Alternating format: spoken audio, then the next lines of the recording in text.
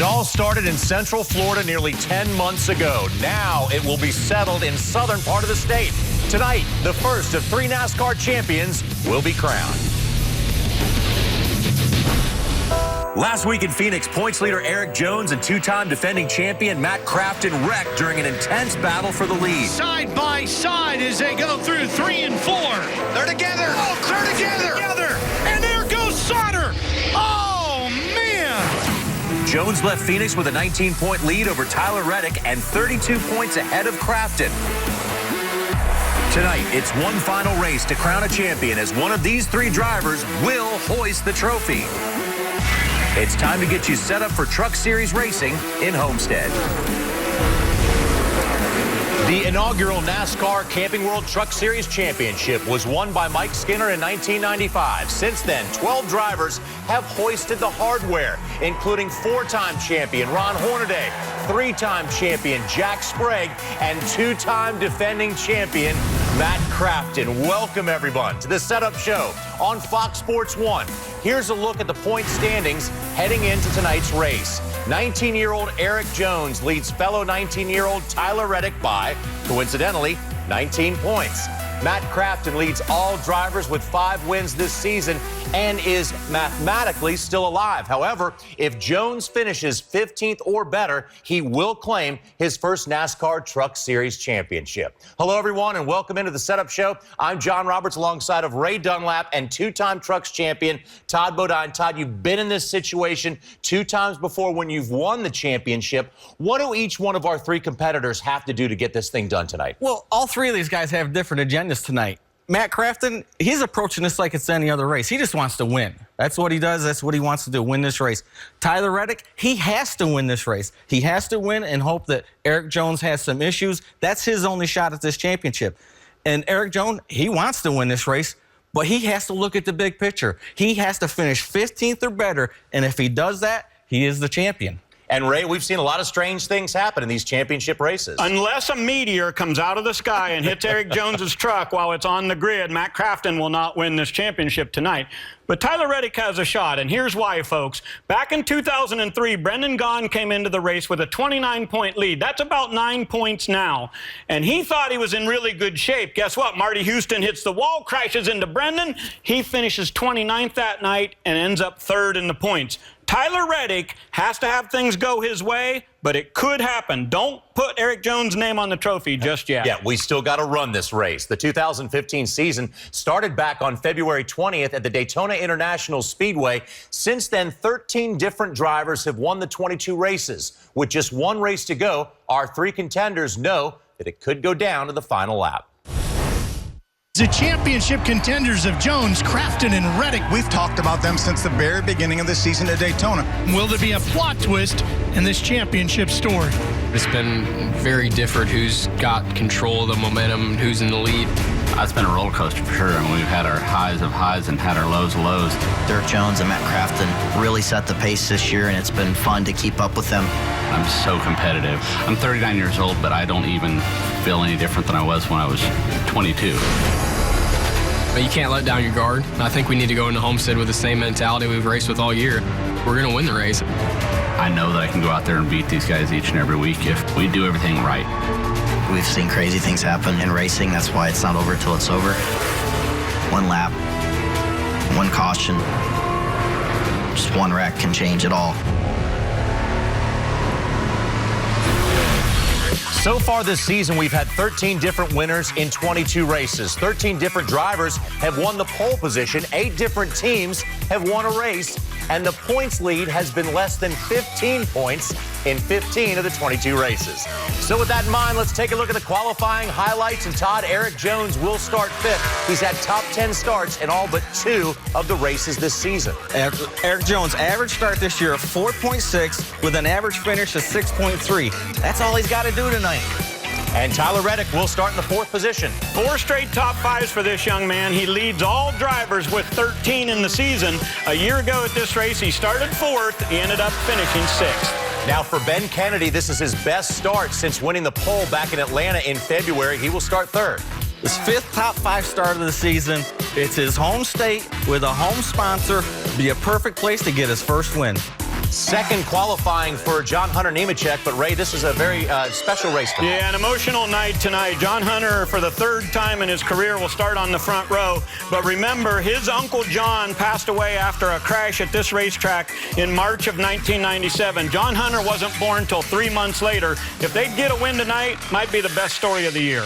One of our 3 drivers who are still alive for this championship, Matt Crafton, is on the pole. His 5th pole of the season, JR. He's got one thing on his mind. That's win this race. And he's off to a pretty good start because, Ray, as we take a look at the front of this starting grid for the Ford EcoBoost 200, we now have Matt Crafton with the best view of the green flag when it waves. 6 different drivers have gotten their first career win at this racetrack. Ben Kennedy could be in line for that tonight. Daniel Suarez, another guy on that list, and Daniel Hemrick. Any one of those 3 guys would be a great story.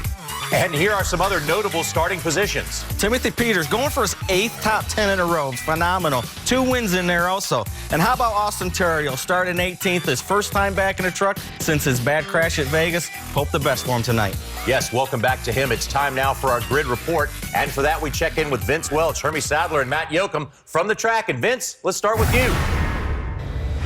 Thanks, JR. You know, as the championship leader with a 19-point cushion, Eric Jones and his 4 team came here to Homestead prepared for the worst-case scenario. In fact, they brought 3 trucks, the primary and 2 backups. They were hoping to avoid the worst-case scenario of disaster in practice and qualifying, and fortunately for them, they did. So now they go to the race with one goal in mind: close the deal. And if they do, Eric Jones will finish the night as the youngest champion in Truck Series history. Let's go to Hermie Sadler.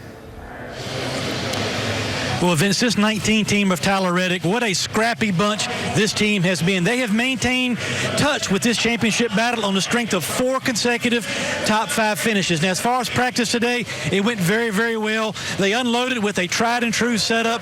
They tried a new setup, went right back to what they knew, actually felt good enough about the truck to end practice early. Qualified 4th, they know to help keep pressure for this championship, they need to go to victory lane, and that's exactly what they tell me they plan on doing. Matt Yoakum. Hermie, musical icon Jimmy Buffett wrote a song about his frustrations with math, and that is Matt Crafton's life here tonight in Homestead. 2 big championship hits at Talladega and Phoenix. Now tonight, he's got to be perfect. Max points. He started off perfection in qualifying. He's on pole.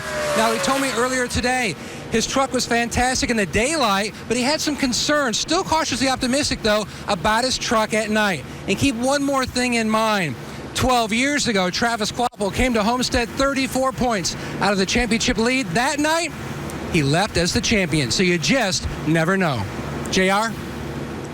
Matt, thank you. We will hear from all 3 drivers at the track later in the show. 2-time defending champion Matt Crafton entered this season with 5 career wins. The 39-year-old driver has equaled that number heading into tonight's race. Crafton will also make his 361st career start in the Truck Series, passing Ron Hornaday for the most all-time. Here's the driver of the Thor Sport 88 truck reflecting on his 15th season.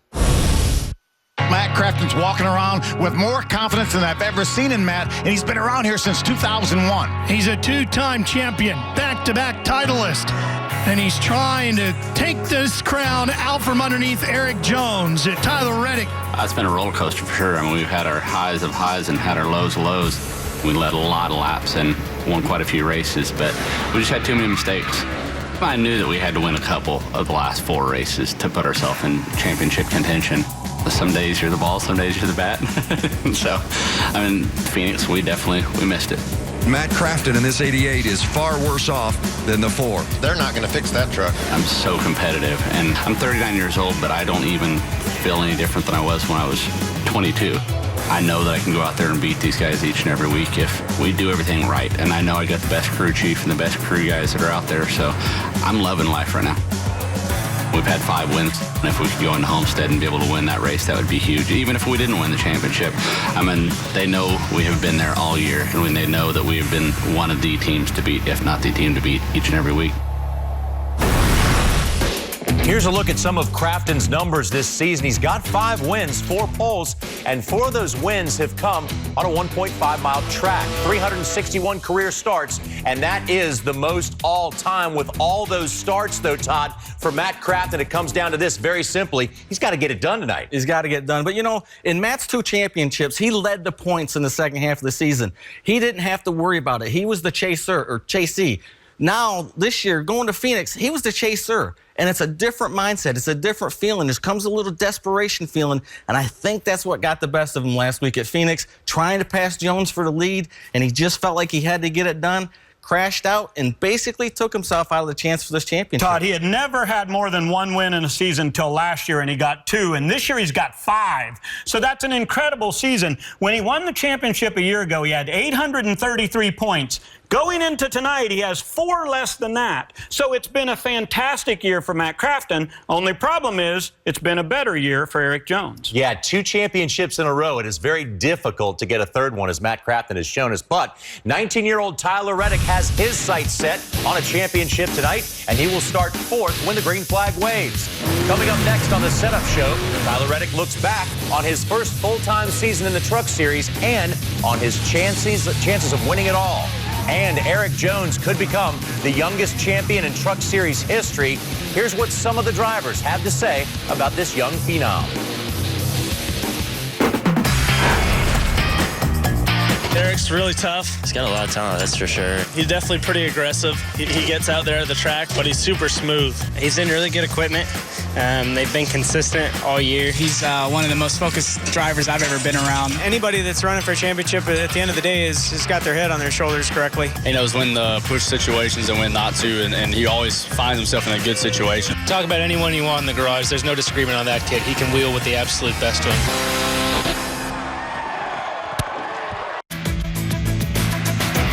What a special place to be, pit road on one of these championship nights. Beautiful night in Florida, and Tyler Reddick says, bring it on. 19-year-old Tyler Reddick has been dubbed the California Kid, and here's what his peers had to say about this driver for Brad Keselowski Racing. I like Tyler. He's a funny guy. He has the speed when he needs to. He's very smart. He's the one where you're running around on the bottom trying to just hold your position, and he's got 4 wide on the top. He always seems to put himself in a position to finish and finish well. They have a ton of speed, and they've shown that by winning races this year. So if he can get that back, he's going to be right there. He's one of those kids that's just got that innate feel, that innate sense of speed, and he's put himself in some really great places this year, and as such, he finds himself in a title hunt. Here's a look at some of the numbers Tyler Reddick has put up this season. 2 wins, 13 top 5s, and top 10s in 13 of the last 15 races. Tyler Reddick has 2 wins this season, has been near the top of the standings all year long. The odds, however, are stacked against Reddick in terms of leapfrogging Erik Jones, but he is committed to winning a championship. Tyler Reddick trying to win for the first time in his career. They are fanning out behind him. Reddick comes across the line, and he will score his first ever win, and it will come tonight at Daytona. A lot of people put a lot of effort into trying to get me to victory lane, and to finally see that happen was just a great sigh of relief for everybody, and realizing, all right, now we got 1, we got to go get 2, and we did at Dover. And in only his second try here at Dover, he scores and beats the monster. Tyler Reddick gets the win in the Lucas Oil 200. Ever since then, we've been fighting for 3, but we've been fast, and we've been continued to get better, and that's always exciting, for sure. Matt Crafton's trouble has put the California Kid, Tyler Reddick, at the head of the points right now. I didn't really think about points. Didn't really even want to count them until obviously this week, because anything can happen at each of those races that can affect it. I mean, 1 lap, 1 caution, just 1 wreck can change it all. Trouble back over in turn number 8. It's our points leader, Tyler Reddick. He had a rough stretch there through the summer that kind of set us back a little bit. What huge point implications. This is really going to hurt him. We got back in a rhythm, and we just had a great year. We've ran really good, and we've definitely had speed. Right to number 2, 26.290. Great job by Tyler Reddick. Now that we got 1 race left, we understand what we have to work with in this final race and what we got to do to have a shot at winning the championship. So, Ray, clearly they understand what they're up against tonight. But then again, you know, there's still a chance they can get this done. 13 top fives this year, Johnny, and that has been the most of any other driver out there. But here's the problem for Tyler Reddick. They ran out of gas at Kansas. You saw that crash when we were at the road course in Canada. And at Texas, this team completely shot themselves in the foot. So those 3 races have really hurt them a lot. But I have to say this, Todd, when I look at 2016, I think Tyler Reddick and Doug Randolph, those guys together, could be a real shot at a championship if they don't win it tonight. I think you're right, Ray. But, you know, you talk about 2 wins and the consistency they had with all the top 5s. And I think that's because of his growth as a driver.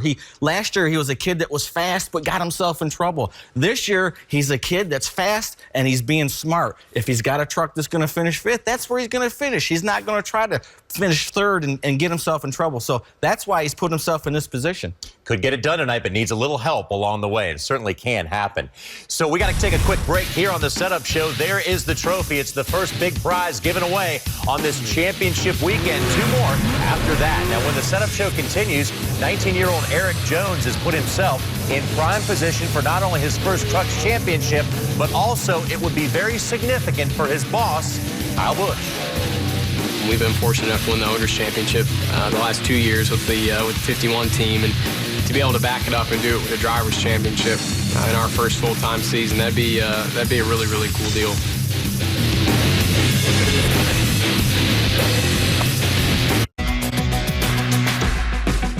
Todd, you were in Eric Jones' shoes once. Yeah, twice actually. Twice, sorry. I was nervous though. Welcome back to the Setup Show, everybody. Eric Jones started this year as one of the most promising rookies on the NASCAR circuit.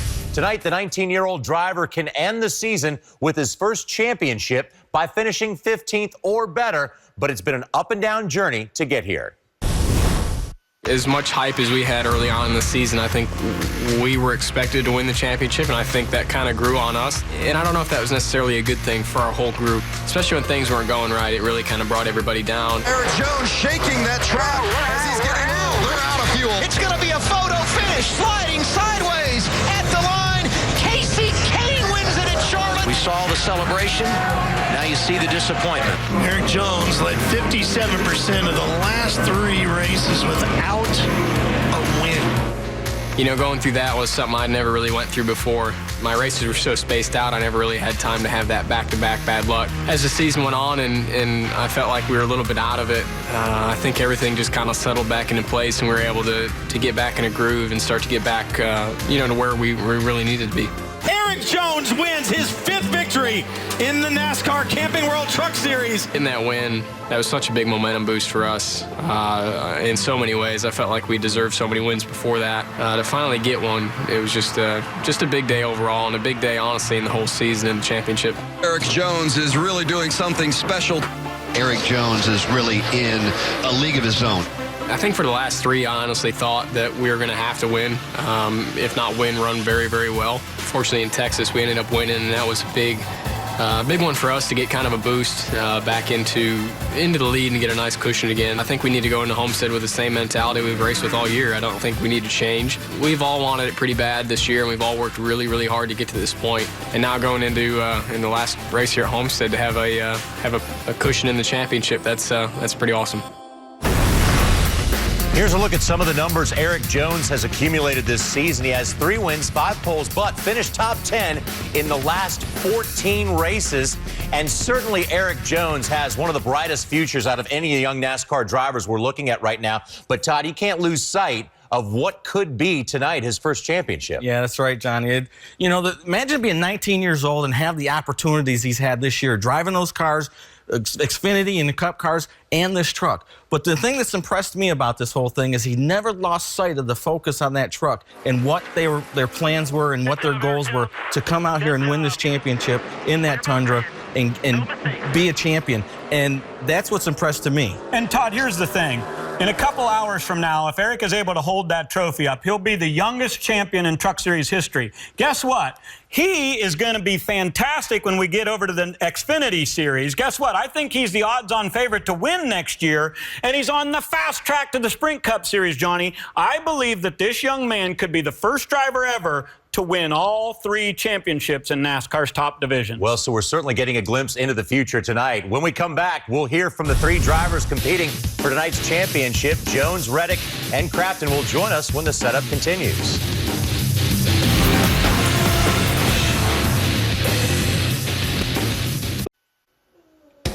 That is the big prize for tonight. So let's check in with our 3 reporters once again. Here's Vince Welch with Matt Crafton. Thanks, JR. Eric Jones hopes to close out his first NASCAR championship tonight. You come in a different situation than your challengers. They have to win. You don't. How does that affect or alter the way you race this race tonight? Well, I think, you look at it from both sides, and some people may want to be the defender, I guess you could say, or the guy chasing them down. So for me, I'd rather be the guy with the points gap and being able to go out and have a conservative night and run like we have all year. There hasn't been a race this year that we've ever finished outside of the top 10 in a mile and a half. So hopefully we can keep that going tonight. And qualifying 5th was a great effort for us. So it's been a fun weekend in Miami. We've all been enjoying it. KSTD's on the truck, some extra supporters down here in Miami. And just excited to get this thing going, man. It's ready for it to be done. Kyle Busch Motorsports has won 3 owners' championships, but never a driver's title. What would it mean to you to be able to give Kyle that and also for yourself? Well, I think, we all look at it as, I would love to win it and hope we can win it. And I think Kyle looks at it as he wants to win it just as bad, if not more than me. So he's been wanting a driver's championship since KBM started. And that was their ultimate goal from the start. So to be in position to be the first guy to do that, I don't think I can really come up with a better way to repay him for the last 3 years than to get him a driver's championship. Yeah, it could be a most memorable night tonight for Eric Jones as he looks to clinch the championship for Kyle Busch Motorsports as the driver's title. Well, Vince, Tyler Reddick, you've worked all year to put yourself in this position. What are your emotions as you get ready to strap in and race for your first NASCAR championship? Well, for us and our team, our BBR music group F-150 needs to go out there and win the race. We got nothing to lose and everything to gain, for sure. That's Tyler Reddick, ready to hop in, see if he can get it done tonight, Matt. Hermie, 1 week ago, Matt Crafton swung for the fences and missed. Tonight, he's going to need a walk-off home run and a little bit of help. So do you put the deficit out of your mind, or do you use it as a motivator, Matt? We're going to do the same thing what we've done from Daytona all the way until we went to Phoenix. We're going to try to lead laps, try to get the checkered flag and get max points. And like I said, we can't control what happens with the other 2 we're racing for the championship. Like I said, we have to have a huge night, and they have to have a bad night. I don't wish any bad luck upon them, but like I said, it wouldn't be a bad thing. Perfection early, you're on the pole. If you had a concern about tonight's event, what would it be? Just practicing during the day. That's one of the hardest things here is practicing during the day, and then you race at night. And there's such a huge swing from day to night here, and the trucks handle so much different during the day. And we try to build enough adjustability in it during the day, so when it does cool off so much that if we are still a little bit off, we can make the right adjustments to get this Menards Toyota Tundra in Ricky Lane. One other extra motivator for tonight. He's never won from the pole. 4 times this year he's started up front. JR? Matt, thank you very much. No matter what happens tonight, chances are we're going to get a good glimpse into the future of NASCAR. Yeah, I think all 3 of these guys deserve to win this championship. They've all had championship years. They've done a great job. It's been fun to watch them all year going back and forth in the points, but we've got one more race to decide who's taking home that trophy. Todd, here's the thing. The truck that Eric Jones is driving tonight is chassis 21. It's won 8 of the 11 races it's been in. I think Jones goes in there. He powers to a victory tonight, holds up the trophy as not only the Sunoco Rookie of the Year, but also the title. And we shall see. It's time to go racing for one final time in the Camping World Truck Series. Adam Alexander, Phil Parsons, and Michael Waltrip will have the call. Thanks for joining us, everybody. Sit back and enjoy. It all comes down to this. One more race, one more chance.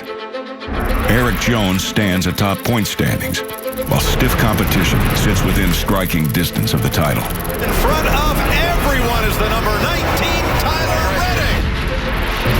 Matt Crafton is making a statement. If you're going to win a championship, you're going to have to come through me.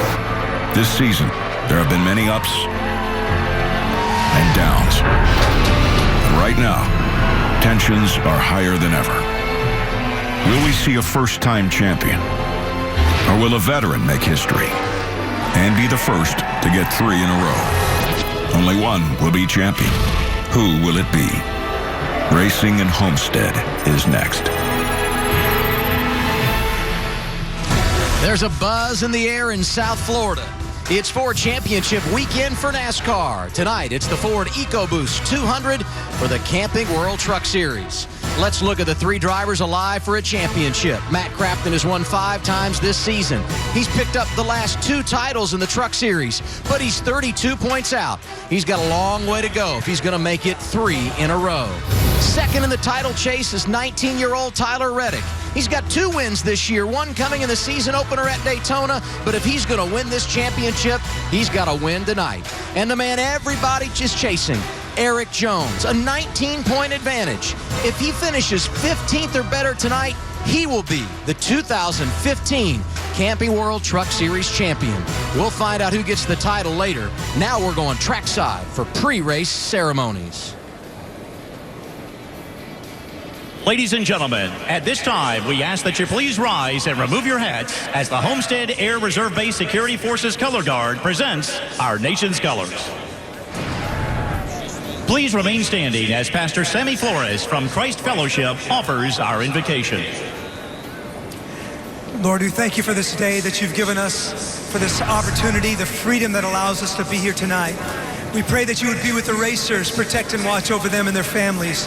And we thank you for our military, some who have given the ultimate sacrifice for our freedom. We pray that you would be with them and protect them and their families.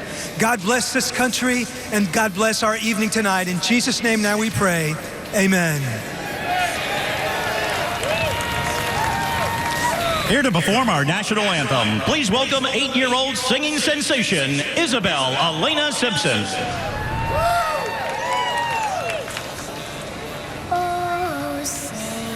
Can you see by the dawn's early light what so proudly we hailed at the twilight's last gleaming, whose broad stripes and bright stars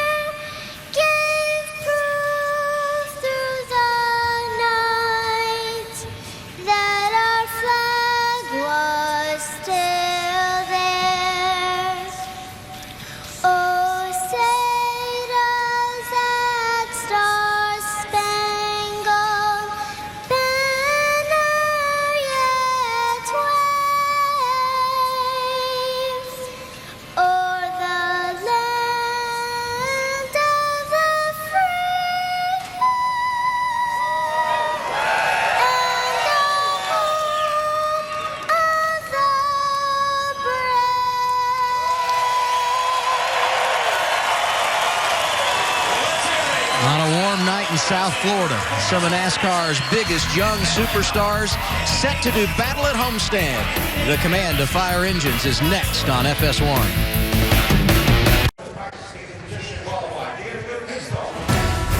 Back live at Homestead-Miami Speedway. Tonight marks the 14th time the Camping World Truck Series has wrapped up their season in South Florida.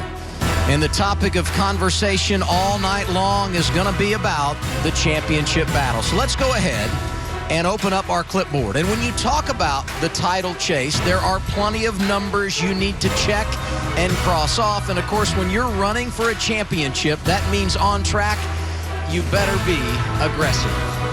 So good to have you with us on a Friday night on FS1 with Michael Waltrip and Phil Parsons. I'm Adam Alexander. So we know we're going to talk championship. And when you talk about the title, the favorite, no doubt about it, is Erik Jones, Phil. And what an amazing season for this 19-year-old. First full season of NASCAR competition, and he's trying to do the unthinkable, trying to become the youngest champion we've ever had in the history of this series. Let's take a look at some of the numbers for Erik Jones this year. What an amazing year. He's had top 10 finishes in his last 14 races. He's led almost 30% of all the laps that have been run this year, and he's got 19 top 10 finishes in our 22 races. All he's got to do is finish 15th or better, and he has finished worse than 15th 4 times in his career. That's how good this young man is. But to get that championship, Michael, he's got a couple of guys chasing him that are pretty good. Yeah, and the plan is simple, Phil. Win. It isn't simple to execute that plan, but they know what they have to do. Like Tyler Reddick did when we were in Central Florida to kick off the season in Daytona. He drove his Ford straight to victory lane, started off this season with an exclamation point and said, I'm going to be a part of this championship battle. And Matt Crafton, he decided he was just going to close strong, started winning, won 5 races this year, got a big win at Martinsville, and gnawed into Eric Jones's championship lead. These guys are in a hole, though. They got to do one thing. They have to win and hope that Jones struggles. You know what I love is when championship contenders rise up with a title on the line. All 3 of these guys qualified inside the top 5. It's Matt Crafton who is on the pole for the 4th time this season and the 11th time in his career. It's going to be one great night here at the Homestead-Miami Speedway. 3 drivers, 1 championship. Right now, we're going trackside. We're getting the command of fire engines at Homestead-Miami Speedway. And now, for the most famous words in motorsports, please welcome your Grand Marshal, F-150 Marketing Manager, Eric Peterson. On behalf of Ford and Build Ford Tough Trucks, it is my honor to say those 4 words. Drivers, start your engines! You ready? Fire up when you're ready. Looks good. Shut her back down. Yeah, 10-4. Thank you, sir. It's been a long day for everyone in the Camping World Truck Series garage. It began with practice this morning at 9. The only thing left on the to-do list is race. We're going green next.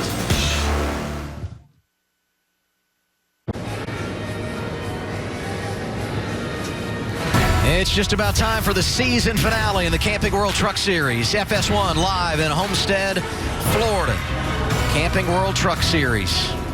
Racing here and wrapping up their season at this facility for the 14th time. Now our Camping World track description and race analysis. Well, the track description is simply tough. I mean, this track is tricky in the corners. The baking is progressive. The groove fill could be all the way from the apron out next to the wall. Scrubbed up right sides is something you're going to see a lot of tonight. A lot of action. Let's take a look at our race analysis. 134 laps, 201 miles. You see our pit window somewhere between 50 and 55 laps. We estimate 2 pit stops, but these guys have an extra set of tires in the pits. They could stop late for fresh tires if they wanted to. We've seen tires make a big difference in these trucks, so there could be some strategy played at them. You've seen the numbers. Now let's take a look at our starting lineup. Qualifying happened earlier today. You watched it on FS1, front row. A youngster and a veteran, Matt Crafton, on the pole for the 4th time this season, and John Hunter Nemechek, looking for his 2nd win of the year, joins him up front. Tyler Reddick, one of our other championship contenders, on row 2 with Ben Kennedy. And the man who leads the championship starting in row 3, Eric Jones, rolls off 5th. Let's see if we can catch a word with Eric as he rides around on the parade lap. Eric, it's Michael Waltrip and the guys up in the FS1 booth. You got a copy, friend? Yeah, 10-4. Well, buddy, I know you've heard all the talk. I bet it feels so good and sounds so good to hear that Toyota engine purring under the hood. Now it isn't about talk anymore. It's about going to race. Yeah, it's definitely nice just to get this weekend going and hopefully get us a good solid race, a good solid finish, and get this Tundra the championship it deserves. So, like I said, just happy to get the race weekend going finally. Well, your boss, Kyle Busch, has done so much for this truck series. It's got to feel great to be able to try to deliver him this championship tonight.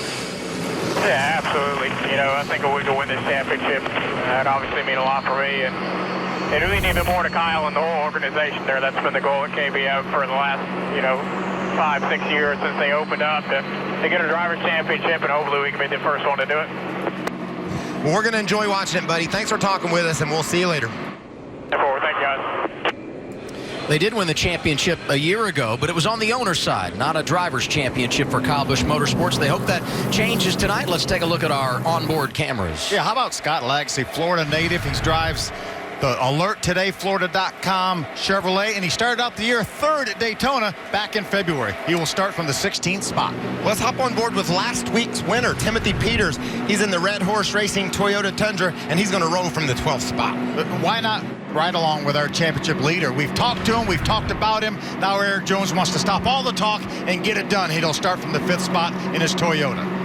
Well, we've got another championship contender in the Ford EcoBoost onboard camera, Tyler Reddick. He started the season with a big win at Daytona. Can he close it out tonight with another one in Florida? Why not ride along with our other championship contender? Matt Crafton has had a career year. He told me today this is by far the best year I've ever had, regardless of where we finish in points. Junior Jonas said, we want 6 wins. We don't want 5 wins. He's going for that win from his Toyota, and he'll start from the pole. Crafton, 10 wins in his career, 5 of them coming this season, 7 of them at mile-and-a-half venues, just like Homestead-Miami Speedway. Just about time to go green, but before we do that, we should hear from our pit reporters, Matt Yoakum, Vince Welsh, and Hermie Sadler. We start things out with Matt. Hello, Matt Yoakum. Adam, we open up the season in Daytona with a first-time winner. 4 more drivers have joined that club, and tonight we could easily see a 6th. Daniel Hemrick has been impressive all year, turning in consistent top 10 finishes 3 different times. He has finished a career best 4th. Now, the thing that they focused on most in practice earlier today, longevity later in a run. They've had the speed, but just not the longevity. He feels pretty confident about his chances tonight, starting 7th. Vince? Well, Matt, the stakes are high for different drivers for different reasons. Take Cameron Haley, 19 years old in his first season. He's had a terrific campaign, 6th in points, 4 top 5s, one of the top contenders for Rookie of the Year, a success on all accounts. But Haley still doesn't have a deal for next year. A strong run, not to mention a win, would close the season in high fashion and just maybe lure that sponsor this young driver so much deserves. They're more than capable of it. They've knocked on the door multiple times this season, and they've been good this weekend. Hermie? Well, Vince, when you talk about drivers that we expect to win and win soon in any division of NASCAR, Daniel Suarez is certainly on that list. A lot of talent. He's shown the ability to go fast. He's got what it takes to get it done. 7 top 5s and only 12 starts this year. A couple second place finishes. He starts 6th tonight. Don't be surprised if that 51 truck is in the mix when we cross the finish line tonight at Homestead. Adam? So many great stories throughout the field, Hermie. Said it earlier, Daniel Suarez, perhaps the most improved driver throughout NASCAR when you talk about 2015. And one more time, we remind you of the drivers going for a championship. There's a guy that's won the last 2. Phil talked about the fact that he wants a victory tonight, and just by taking the green flag, he makes history, becoming the all-time starts leader in Camping World Truck Series history, passing Ron Hornaday with 361. Let's jump on board with Eric Jones. He's been told multiple times he just needs to finish 15th. Eric Jones has never heard that in his life. He's been about winning every race he's ever started in. I'm going to be really interested to see how this young man handles that. He's going to want to pull the reins back a little bit, make sure he's careful in his traffic early on, Phil. Tyler Reddick, we've seen him out of shape so many times this year, but he brought it home each and every time. Let's listen to what he was talking about just a few moments ago. Appreciate everybody's hard work all year. We've had a great year, had a lot of fun. Tyler, I just want you to relax and have a whole lot of fun tonight, man. Enjoy it. Definitely will. Another track, I'd rather do it at than Homestead. I like this place a lot. Thank you, guys. The front row, Matt Crafton, who chooses the outside lane for the start. Inside of him, John Hunter Nemechek. 134 laps to decide a champion at Homestead.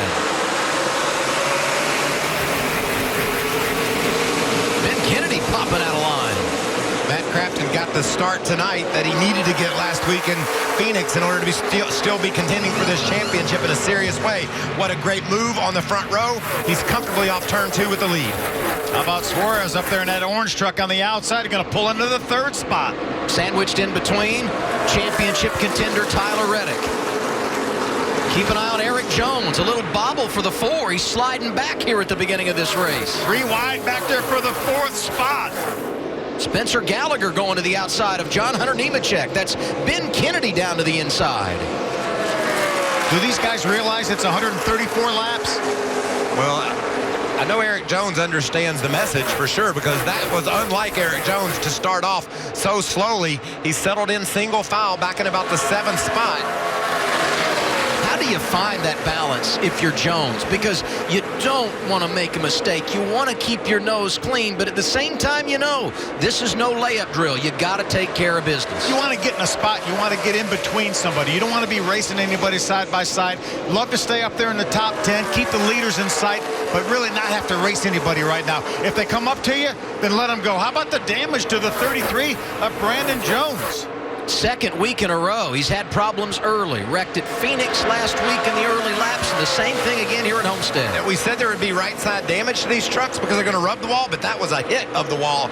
Serious damage to the 33. Look at Gallagher, that blue and orange machine. The 23 looking inside of Suarez. Look at the momentum. The momentum from the high side. Suarez got in the corner pretty easy. Gallagher drove right beside him, and then the momentum from the high side carried Suarez back around. Same thing down at this end.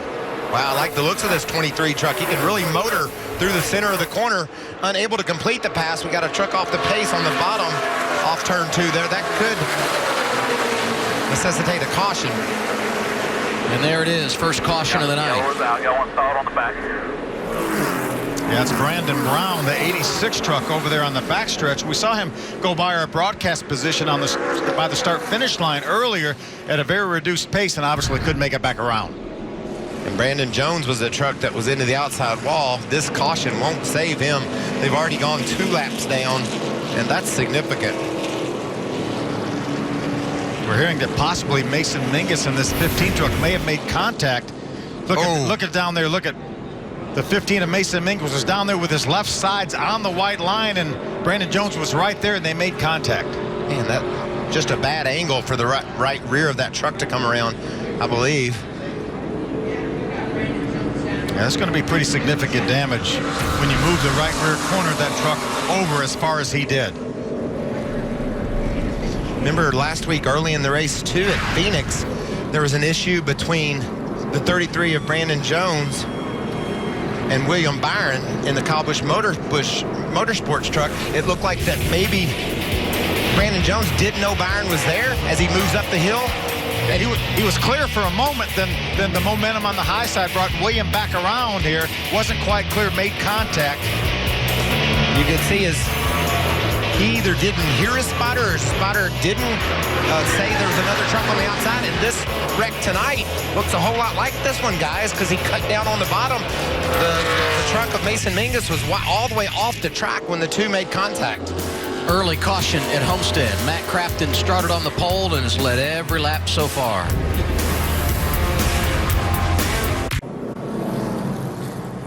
Championship on the line for the Camping World Truck Series tonight at Homestead, and championship implications for college football tomorrow on Fox.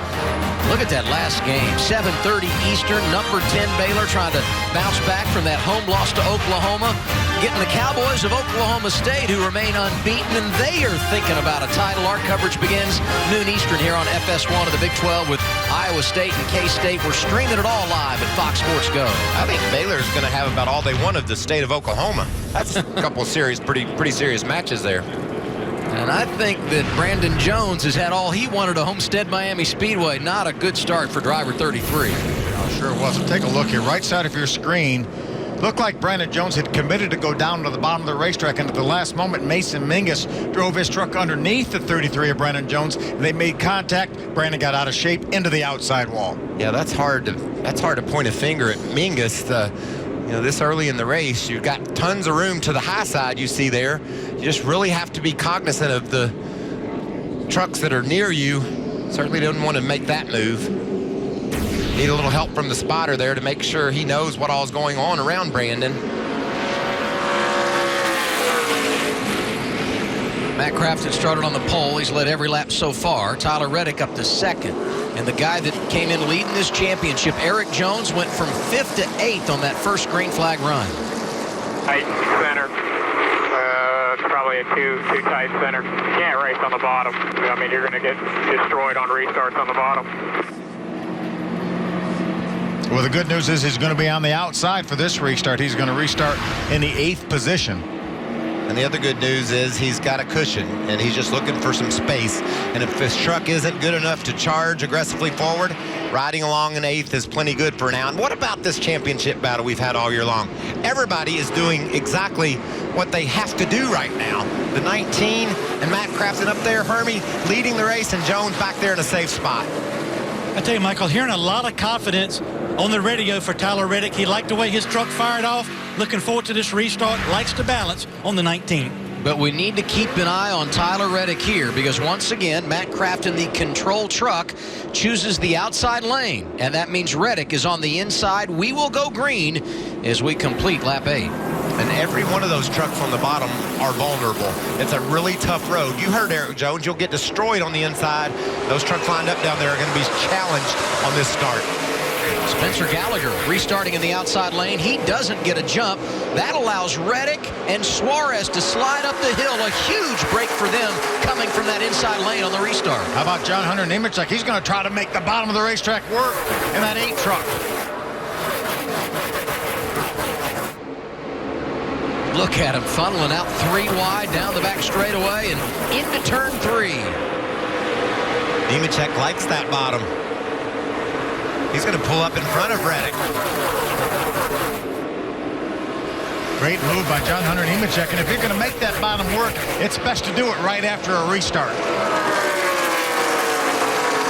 Not sure that Nemechek got the start of the race he wanted, went from 2nd back to 5th, but on this restart here, he has worked his way into the runner-up position and hanging right with Crafton. And there's no better truck in the middle of the corner than that 23 right there, Spencer Gallagher. I love this kid. I like the job he's doing tonight. Very aggressive in the center. And you know, everybody wants to do what Gallagher's doing, but trucks just won't do that. He's making it work. Eric Jones lost a spot on the restart. Ford truck is scored in the 9th position. On board with Tyler Reddick, he is 3rd. See Johnny Sauter, that white truck coming up, trying to get beside the 23 of Gallagher, trying to gain a spot. Sauter, only driver in the field that has a win at Homestead. There you see him in the 98. Slides up in front of Suarez in that bright orange 51. Sauter working the low lane. It got tight with Gallagher in the corner. And he realized that it wasn't going to stick, so he got out of the throttle. Otherwise, he would have run into the 23 of Gallagher. How about a 3 wide here? Suarez on the inside. I think Sauter lost the momentum, and here comes Suarez to take advantage. We're seeing a lot of slide jobs here by these guys. They're driving the corner on the bottom and just let that truck go all the way out to the outside wall. And people will allow you to make those moves early in the race. You start trying to do the slide job late, people will hold their ground. That's when you have accidents. But did you see Hemrick get down on the white line? Thought he was going to slide up into Sauter. Now Sauter on a crossover. On board with Jones. Eric Jones says, guys, just run single file out in front of me. Don't take any chances. Just run single file. Not going to happen. There goes Sauter again around Gallagher, bringing Hemrick with him. See Timothy Peters, the white and red truck, pulls beside Eric Jones. Don't you love this racetrack, Michael? I love everything about it, the way these trucks can move around. But, Vince, I don't like what I'm seeing out of Eric Jones. Just keeps losing ground, buddy. Yeah, they definitely don't like the way the truck is handling. You heard Eric say on the radio it's about a too tight. They were going to make sure they weren't going to take any unnecessary chances throughout the course of the night. Not avoiding aggressiveness, but not taking any unnecessary chances. But I don't think this is what Rudy Fugle had in mind for his truck right now. Qualified in the top 5 and has gone from 5th back to 10th in the running order and putting himself in some pretty compromising positions early. I think right now he would be content to ride right there, let those 2 trucks in front of him settle that spot, but stay ahead of the truck behind him, the 13 of Cameron Haley. What about Peters? He's just consistently moving forward. Now Ben Kennedy's going to look back to the inside. Peters lost all of his momentum when he made that move down on the bottom, and Ben took advantage of that. Eric said, let me try it on the bottom here, see if I can gain a spot back on Timothy Peters. Peters closes the door and takes a spot back away and dives down at the bottom. You know, that's how good Eric Jones is. He reported his truck a too tight. I don't think I was ever able to dissect it quite that specifically. Maybe 6 or 8 tight, but that's a good race car driver giving that report. I get the feeling no problems for the 88. Let's hear from his pit. Matt Yoakum. Adam, even though he was perfect in qualifying, he was still cautiously optimistic about how his truck would be in race trim under the lights. So far, it started out just a tick on the tight side, but now it's tight from the center to exit. He does have a healthy lead, just talking about what changes they may want to make on their first stop, but all's well with the 88 at this juncture. Really hard to believe, Matt, that Matt Crafton is not going to win his third in a row, because he's had a career year, and he's out front tonight trying to run down his 6th victory of 2015. His lead, a second and a half. Nothing has changed out front here at Homestead-Miami Speedway. Matt Crafton continues to lead the Ford EcoBoost 200, working through some lap traffic. His advantage is second and a half in front of John Hunter Nemechek. Tyler Reddick is third. Daniel Suarez is fourth. Johnny Sauter completes the top 5. Good battle here for the second position as Nemechek works around the 08 of Corbin Forster, and trying to run him down is Tyler Reddick. But we talk about next year and the championship hopefuls. I think John Hunter Nemechek in that 8 truck has to be a guy that we have to consider maybe to be a championship contender next year. What a great strong finish he's had to this season. Couple of second-place finishes lately. The big win earlier in the season. This has been a great story. Talked to his dad, truck owner, Joe Nemechek. I said, what's it going to take, man? How do we get that next level? He said, we've got everything. Just need a little more budget. They can spend a little bit more money on their trucks, maybe on their pit crew. Who knows what changes he is talking about. He said, we've got this. We can win in this series consistently. There's a couple of more drivers we might see full-time next year. Rico Abreu in the 31, making his second career start, and Jesse Little in the 97. That's for the 14th position on track. Yeah, both of these drivers racing up inside the top 15. It's great to see that Austin Terrio back in the 29 truck. Last time we saw him was at Las Vegas with a hard crash. Had to miss a few weeks. He's back here at Homestead for the finale. It's been a great day of learning for the 31 of Rico Abreu, Vince. Well, and as you see Abreu there on the outside, running the high side, former USAC national champion, won the Chili Bowl, World of Outlaws winner.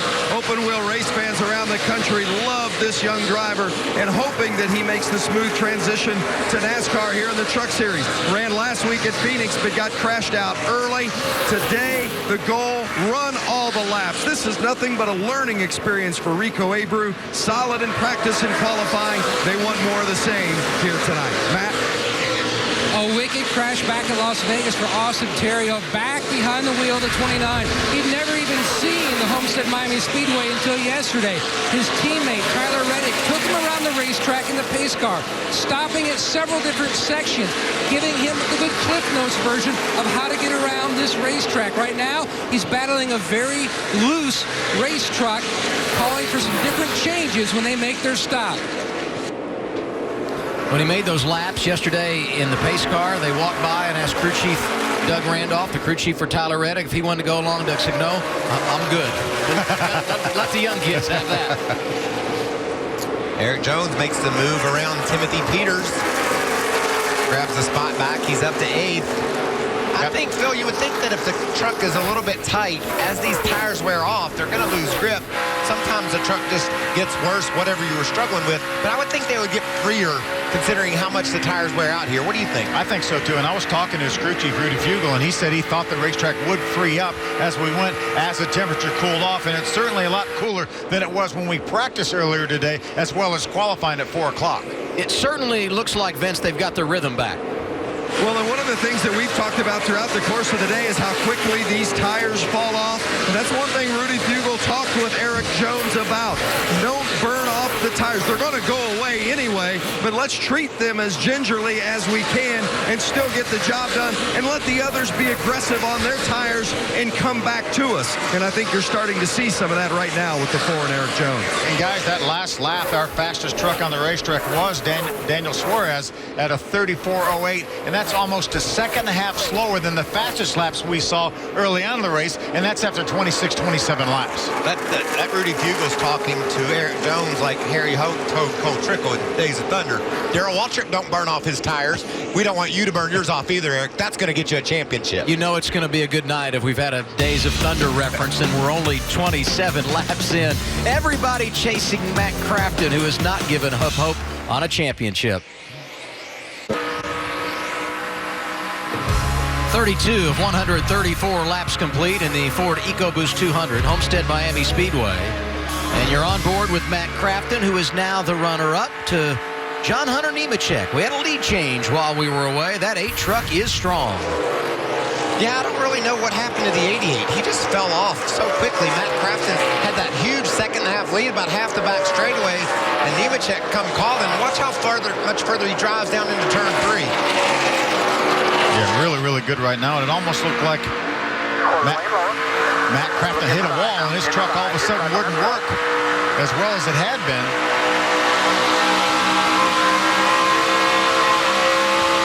Still in there. Still there, quarter. Great job of being patient and making the pass, Hermie. These two guys are still battling for the race lead. What you saw on the screen is exactly what John Hunter Nemechek said about his truck. Really good on entry, which is what we saw, how he initiated the pass. A little bit snug on exit, which is probably a good thing because some of the other competitors up front are complaining about getting free. But right now, the 8 is out front and fast. Matt? The only chance that Matt Crafton has for the championship tonight is to swing for the fence. He had the track position, but now he's lost the forward drive off. His exit is hurting, as well as the center.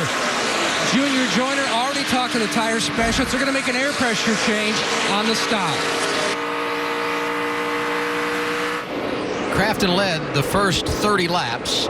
Nemechek took over the top spot, has led the last 5, and now the battle for third. Daniel Suarez on the move. He and Tyler Reddick going at it. Yeah, Suarez had that third spot for a bit now. Tyler Reddick's going to battle back on the inside to try to grab that third spot back. Get a little bit loose right there. Had to tuck in behind Suarez. Yeah, this track is so much about momentum. You saw Daniel have to get around a lap truck, gave Reddick the chance to get back by. But let me tell you about Daniel Suarez. When practice started today, I was talking with his crew chief, Jerry Baxter.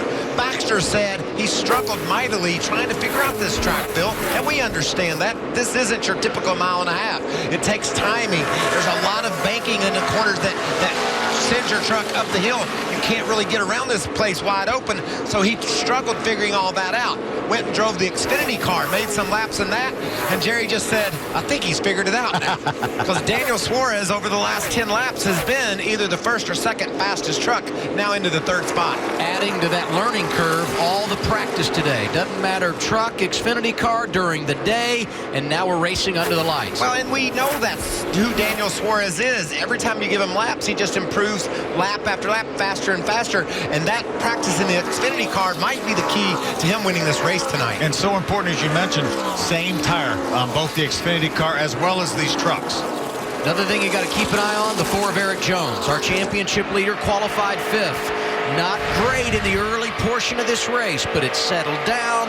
The truck is coming to him. He's gone from 10th up to 7th as he works around the lap machine of Kyle Weatherman. Perfect right now. He's a little bit over a second behind the guy running in front of him and a little bit over a second ahead of the guy running behind him. Exactly where he wants to be in a nice, comfortable spot. Yeah, he's twice as good as he needs to be right now, running in the 7th spot. But, man, I guarantee you, this young man, 19 years old, if that truck starts to have a bit of a vibration, if the engine just goes off key for a half a second, I think he's going to lose his mind. I mean, he's got to have just a normal, boring, event-free night tonight. But those are hard to come by in NASCAR. We haven't seen him have very much adversity this year, but he's pretty cool even in the face of adversity. I don't look for him to panic. And every lap that goes by plays right into his hands. Remember, he just needed to finish 15th to clinch the championship. But that was with Tyler Reddick winning the race and leading the most laps. As of now, Reddick rides 4th, has not led a lap. Really good news for Eric Jones, 40 laps in here at Homestead. Nemechek in some lap traffic. Well, that'll hurt his lap time. It's going to lose a lot of momentum. We're on board with Scott Lagasse looking over at Nemechek. Lagasse trying to stay on the lead lap. Not going to be able to do so. And now only 18 trucks on the lead lap. Scott Lagasse being the first one lap down. Open for a caution, maybe get that free pass. Had that early caution, been green ever since. It's John Hunter Nemechek out front here at Homestead.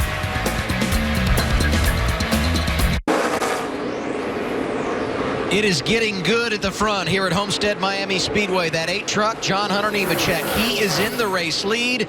But here comes Daniel Suarez. He got around Matt Crafton for second, and he just about got the top spot a moment ago. Yeah, they were dicing through the lap traffic, and Austin Terrio, you see on the bottom there, he's been to pit road and got some tires, and he was charging up there. Look at Suarez. We talked about the laps and how much they've helped him. This truck's moving. Looks like maybe Matt Crafton got hung up a little bit behind the 59 of David Levine, one of the lap trucks, lost his momentum, and Suarez just drove by. There goes Terrio. Is he going to clear him? No, not able to move up in front of Nemechek. Shows you how good Nemechek's truck is on old tires and still able to stay in front of that 29 that just came to pit road. Yeah, Terrio really needs to use those new tires while he has them. Racing around here side by side with Nemechek's not doing him any good, as we see Spencer Gallagher, one of our top 10 trucks, on pit road. And this would be a scheduled stop, same for Matt Crafton. The window on this first cycle, somewhere just north of 45 laps. We've completed 47 at this stage of the race. Matt Crafton, the first of our championship contenders to make his way down the pit lane. He's headed toward Matt Yoakum.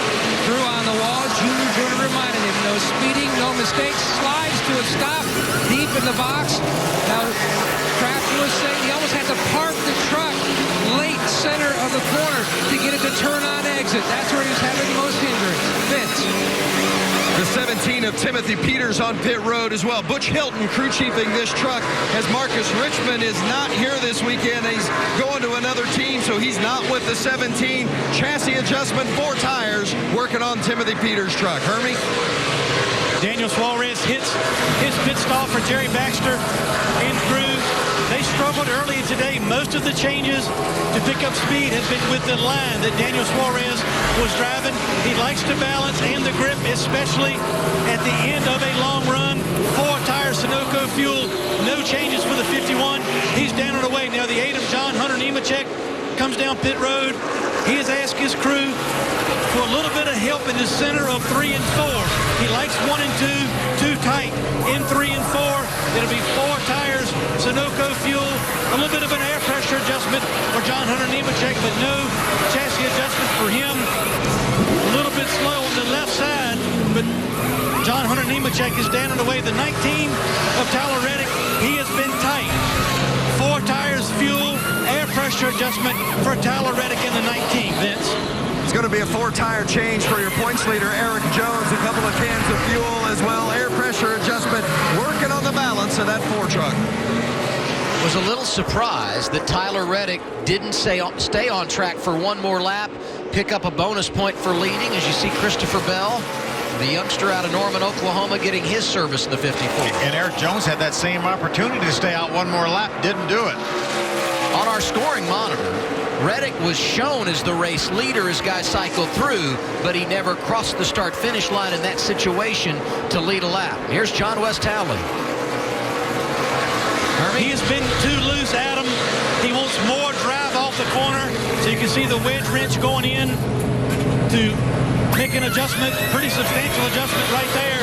Needs drive off 4 tires, Sunoco fuel for John West Howley. Howley pitted at the same time that Tyler Young pitted, and he had a lot more speed than Tyler. So either Tyler needs to pick up his pace on pit road, or John West is going to be in trouble for speeding. I don't know what the case will be. We had a 2.5-hour practice session here earlier today. And in that session, guys were working really hard at getting to pit road under a green flag condition, because you know this can pop up. I look at what Daniel Suarez has been able to do in this cycle. He's taken the lead away from John Hunter Nemechek, his advantage nearly a second. He was running in the second position when this green flag cycle began. Yeah, but he pitted a lap before John Hunter, and by doing so, Phil, that could be as much as 2 seconds on the racetrack. We've seen that much fall off in the tires. That's why I don't think you saw Eric Jones or some of our other championship combatants stay out. They couldn't waste the tires. Michael, watch this. Watch where John Hunter stops. You see the red little triangle there? That's where his nose should have been. And then he stopped a little bit short, so his tire changer had to move, and that could have been another second or 2 like we were talking, and that's why he probably lost the lead to Suarez. Half a second. The lead right now for Daniel Suarez as he works through lap traffic. But here comes Nemechek again. That 8 truck looks really good tonight, fellas. Or it certainly does. And there's Matt Crafton lurking behind, about a second and a half behind them. We've talked for the last, couple months about Suarez. When Suarez going to get to victory lane? It could be in a truck. It could be in an Xfinity car. And it might just be tonight.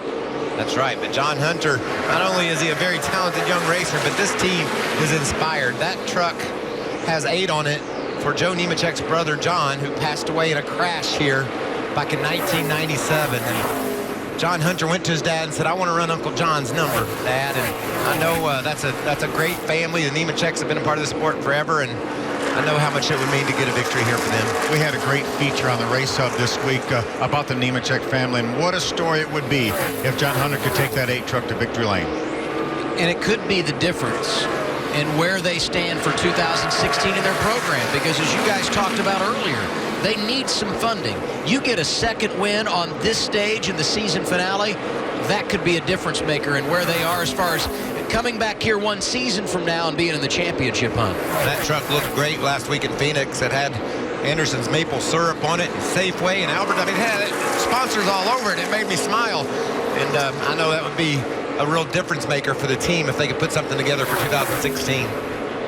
It's great to talk to Joe in the garage and see the pride he has in his eyes for his young son, who's done such an outstanding job. Couldn't run full-time this year because he didn't turn 18 until the month of June, but as soon as he did, boy, did he look good and fresh behind the wheel of that race car, and really has been on a roll ever since. Really started out slow, only had 1 top 10 finish in his first 5 starts, and man, has he been piling up the top 10s and top 5s here recently.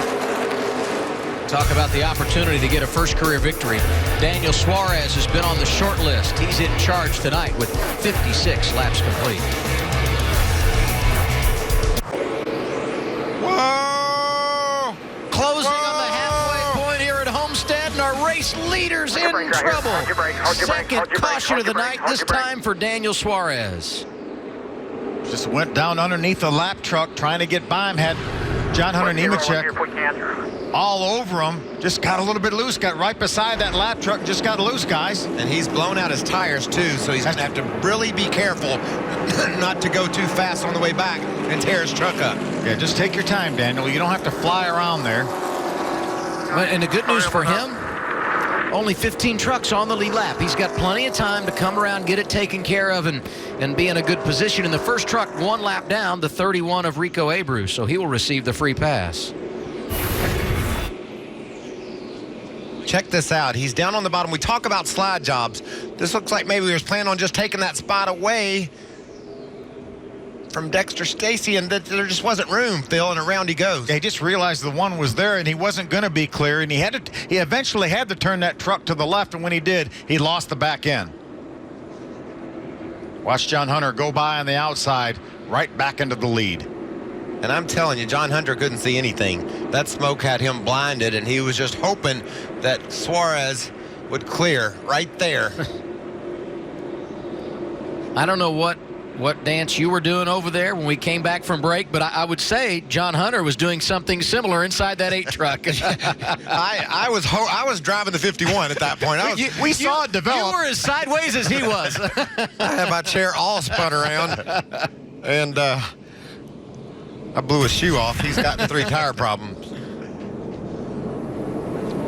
So Suarez is going to come to pit road. It's our second caution of the night. John Hunter Nemechek, as we said, will take over the race lead. Matt Crafton, Tyler Reddick, Johnny Sauter, Ben Kennedy, your top 5.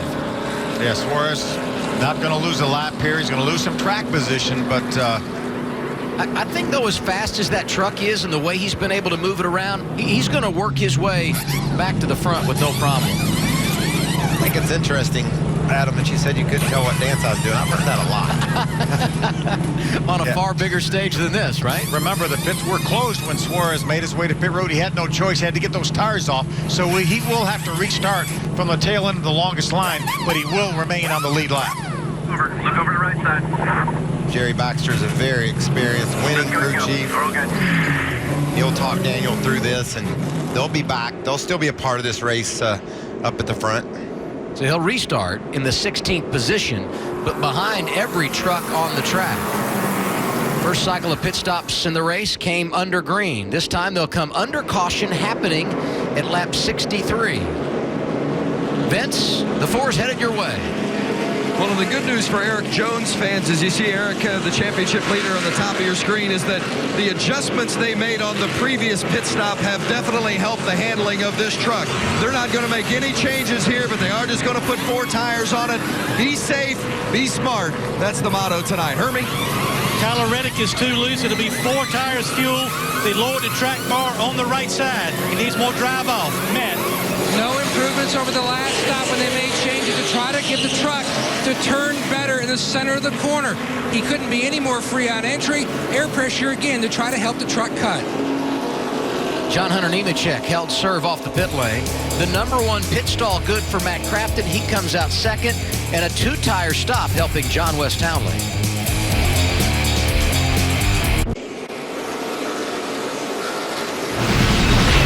Here we are at Homestead. Tonight it's all about the trucks. Tomorrow the Xfinity Series. And on Sunday, we will crown a Sprint Cup champion. A special 2-hour edition of Race Day comes your way at 11:30 a.m. Eastern Time on FS1. And then we recap all the festivities on Victory Lane at 10 Eastern Sunday evening. We're streaming it all live at Fox Sports Go. And in case you missed qualifying earlier today, here's how the championship 4 will line up. Kevin Harvick, the only driver going for the title that failed to make the final round of qualifying. Yeah, but he didn't miss by much, just a couple thousandths of a second, and he will line up 13th. So all 4 of our championship contenders up in the first 7 rows.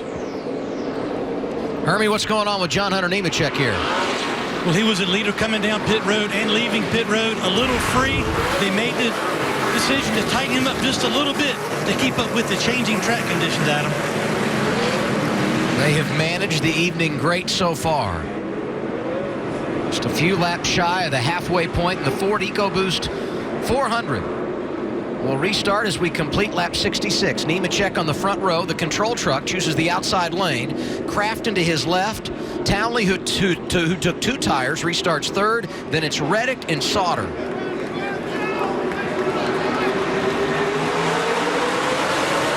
Crafton's been all over these starts tonight. Another great win by Matt, and he's getting some drafting help from Reddick. Looks like it might push Crafton to the lead. Yeah, and that inside will definitely work early on after a restart, but Crafton's going to go right to the top. He leaves the bottom open for Reddick. Look at Sauter, almost got up into Townley. They're 3 wide. And look at Ben Kennedy. We talked in practice how he had a really fast truck, and he's charging early. Is that some smoke out of Reddick back there? I thought it was Terrio that had the smoke. Couldn't tell. We're getting a report now. It was the 29 of Austin Terrio. We go halfway that time by with Matt Crafton leading and Johnny Sauter diving hard down into turn 1. How about Eric Jones diving hard down into turn number 1, gets by the 0.5, and he wants more side by side with a 14. He kind of tiptoed through the early laps, making sure where that truck was, and now the guy that's won 3 times this year, championship lead coming in, starting to let it all hang out. Here's the battle for the top spot. John Hunter Nemechek had it at the restart, trying to grab it from Matt Crafton. Look at that momentum from the high side. Matt Crafton knows where that truck runs the best. John Hunter's trying to do the slide job. He is going to be able to get out in front of Crafton. Daniel Hemrick looking to the bottom. There's battles all over the top 10. Crafton's going to try low. Look how those trucks just lose all their grip right in the center of the corner. Crafton's able to pass Nemechek back. The trucks feel so good you can drive down the corner as hard as you want, but when you have to start going the other direction, you lose the front end, or you have to chase it up the hill because the back end wants to slide. Crafton has led 34 laps tonight, 24 for Nemechek, and they have really put themselves in their own class on this restart. Update, John West Townley's two-tire change. He's all the way back outside the top 10 already. Yeah, let's mark that down, Michael. It's not working. We won't do that if we're a front runner. Daniel Suarez, who had the spin, restarted back deep in the field because he pitted too soon. Right now scored in the 16th position is the 51. Whoa, this was right after the restart. We reported some smoke from the 29 truck, and that's where it came from. Made a little bit of contact with the 97 of Jesse Little. He's able to get around Townley. Now Little will try to pass John West. And how about Rico Abreu right there in the 31 truck? Back on the lead lap, got the free pass, running in the 15th spot. And we've added some trucks to the lead lap because a few of them chose to take the wave around under that caution. So we've got 20 trucks on the lead lap. That's not great news for Eric Jones. If there's any sort of problem, that's just more trucks that he will have to deal with on the lead lap. But right now, it's pretty smooth, running along in the 9th spot. Timothy Peters trying to go back-to-back. How they feeling, Vince? Well, they were way too loose on that previous run, and they came in and wanted to make air pressure adjustment and also get a spring rubber in the left rear. They got the air pressure adjustment made, but they could not get the spring rubber in the left rear. They told Timothy, do you want to come in? We'll lose some spots, but we'll get it. Make sure we get it in. He said, no, it's go time. I'll work with it. And he is. Running 8. And you see Eric Jones in the 9th position. He restarted 7th, and let's go back to the pit stop he made under caution at lap 63, and a tough call right here as a tire gets away just briefly from the carrier on the front side. Yeah, the rule says you have to maintain control of your tire. Got a wreck on the track. 3rd caution of the night, 2nd time that it involves the 33 of Brandon Jones. Looks like a right rear tire probably cut down because he can't go anywhere. Kid out of Atlanta, Georgia, will move on to the NASCAR Xfinity Series in 2016. Go full-time driving for Richard Childress. He heard the call on the radio to go to the garage. A couple of second-place finishes for that young man. A lot of talent, but 2 weeks in a row, crashes early in the race. That'll just break your heart. When you're 18 years old and you need that track time, you need those laps. He's not getting them. Going to go back one more time and looked at that last pit stop for Eric Jones. And again, Michael, you said the rule is you have to maintain control of those tires till you at least get halfway back towards the pit stall. You see the left side, the left tire in his left hand got away from him. He went to chase that, and the right side tire got away from him. Never got more than about a foot or two out from his hand. So I think NASCAR reviewed that, we were told, and they called that they did a non-call on that call, did not call that a penalty. It was a situation where you would have to determine that he was more than halfway outside the pit wall from the box and make that determination. Brandon Jones running up against the wall, just got a little bit loose. He may have had a right rear tire go down, but again, the aerodynamics of that truck are compromised from that earlier incident. There you see him behind the wall. Free pass on this caution goes to David Gilliland in the 92. He was the first truck. One lap down. Matt Crafton shows the way at Homestead. We're just past halfway in the season finale.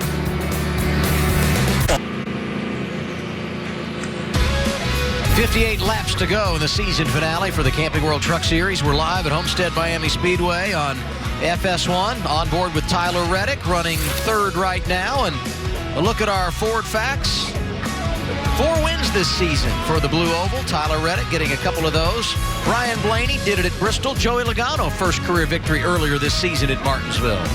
Yeah, right now Reddick would love to make that 5 wins from Ford and get one more win. He has to do all he can do to try to get ahead of the 4 of Eric Jones. Eric's out there doing a nice job running somewhere between 5th and 10th just this entire race. Exactly what he needs to do. 5 wins for Ford here at Homestead-Miami Speedway. Among those getting to victory lane, Mike Wallace, one of the great veterans here in the Camping World Truck Series. What's going on with the race leader, Matt? And Matt Crafton and Junior Joyner have been trying to focus on improving the truck's handling in the center of the corner, trying to work some of the tight out. Now, the air pressure change they made in the last stop has made some dramatic improvement on that 88, plus that clean air out front doesn't hurt. Herbie? Well, Matt, the 8 of John Hunter Nemechek, a little bit snug when he's right behind the 88. But the biggest issue for the 8, as they've been discussing, is the restarts. He's felt like he's had a couple of bad restarts. He's trying to clean off the tires as good as he possibly can, but he's spinning the tires on the restarts and knows he needs to improve on that coming down the stretch to get to good track position. The 19 still a little bit too free.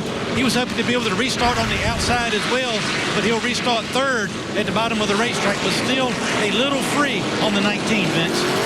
Well, as far as our championship leader, Eric Jones, is concerned, they've worked on the balance of this truck throughout the couple of pit stops that they've made.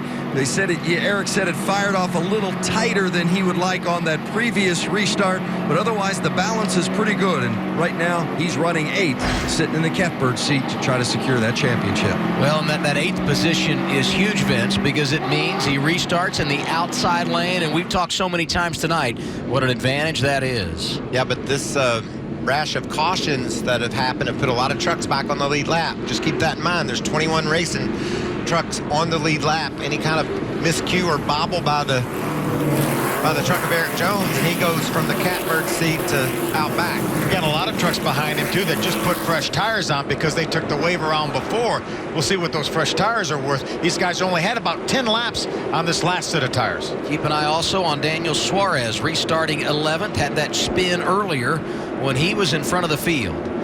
When the green flag goes in the air, there will be 56 laps to go. And once again, Matt Crafton, as the control truck, chooses the outside lane. He's led 42 laps here tonight.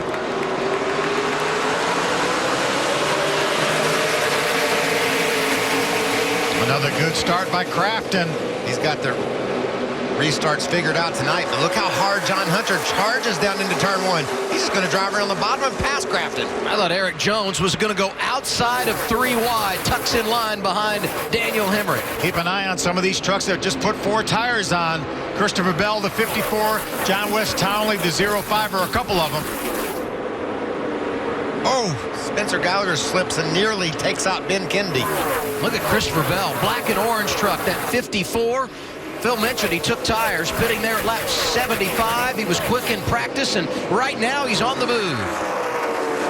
Pulls beside and around his teammate Eric Jones in the 4 truck. What about that 31 truck up high back there? That's Rico Abreu. He's cracked inside the top 10. What a great charge for him. But we got a battle for the lead. 8s are wild at the front. The 88 of Matt Crafton on the inside. That's the black 8 of John Hunter Nemechek trying to make it work up high.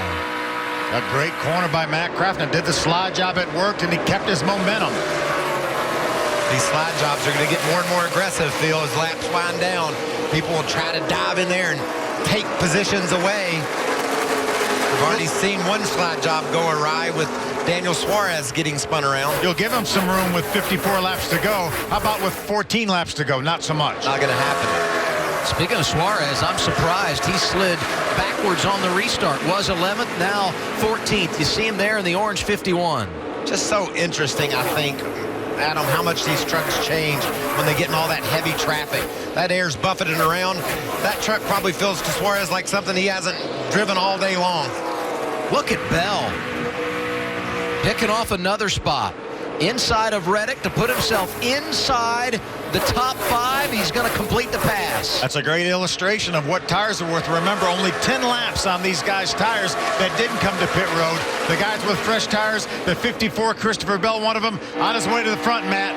On the move, another driver making his first start here at Homestead. Now, earlier in the race, his spotter was telling him, you've got to move closer to the wall to get more of a secure exit. That did improve, but also the truck was still too free. So they made a chassis adjustment on that truck the last stop, besides the 4 tires, and it has certainly come to life. Another driver to keep an eye on. There's Suarez. Looks like did he get in the wall? Maybe some smoke coming off the right side. Yes, he did. Clear low, clear low. Tough night for Daniel. A couple of mistakes. Caution's out, debris in 2. 4th caution of the night. Second time it's come out for Daniel Suarez. He was racing around John West Townley. They were battling for the 12th spot. See him down on the inside. Going to do the slide job on John West. I just think he overshot it. I just think as he got down in the center of the corner, let that truck go up the hill. It was going a little bit faster than the tires would hold. Looks like Tyler Young will be the first truck 1 lap down. He'll get the free pass. He scored in the 22nd position. Rico Abreu had spent some time in the top 10. He's 15th right now, and perhaps the reason he drifted back from that 10th position is this. Into the wall. Yeah, the crew chiefs and the spotters say, hey, the higher you go, the more grip there is. That's why there's black streaks all around this wall here, because there's such a small margin for error. I believe I might call the spotter back and say, well, you do it then. I mean, there's a wall there. There's a reason. Come and ride with me then. But you know who was coaching him today? Kyle Larson. Kyle Larson. And we know where he likes to run. He'll go out and flirt with that wall. We're in our window right now. There's 51 laps to go. There'll be 50 this time. I think we got to come. I do too. And even if you come here, you still have another set of tires. Yep. And they are going to make it down pit road. These stops will come at lap 84. Here comes Eric Jones. Your way, Vince. Well, things are certainly unfolding in a better manner for Eric Jones than they did at the start when he initially fell back several positions. They like the way the truck is handling after initial changes by crew chief Rudy Fugel. In fact, Eric said right there, it's really good. I just need track position. Matt Crafton is in, and Matt has him. The truck, the best it has been all night. No chassis adjustments for Crafton. The most important stop of the season. Several trucks will beat him off pit road. Hermie. The 19 of Tyler Reddick still fighting a loose condition, 4 tires, and an air pressure adjustment for Tyler Reddick as they race off pit road. A number of drivers playing strategy there. It's those drivers that had made pit stops and got tires at lap 75. They go fuel only. Matt Crafton got 4 tires, and he's the first off pit road in that category. Only 50 laps to go in the season finale. We're getting close to crowning a champion.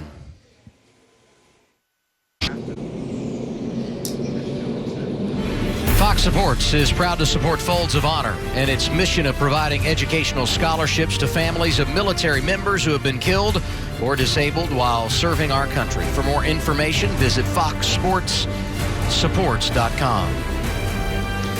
48 laps to go for the Camping World Truck Series here at Homestead-Miami Speedway in the Ford EcoBoost 200. And look at the point situation as they are on track. Eric Jones came in with a 19-point advantage. He knew if he finished 15th or better, regardless of what anyone else did, he would be the champion in 2015.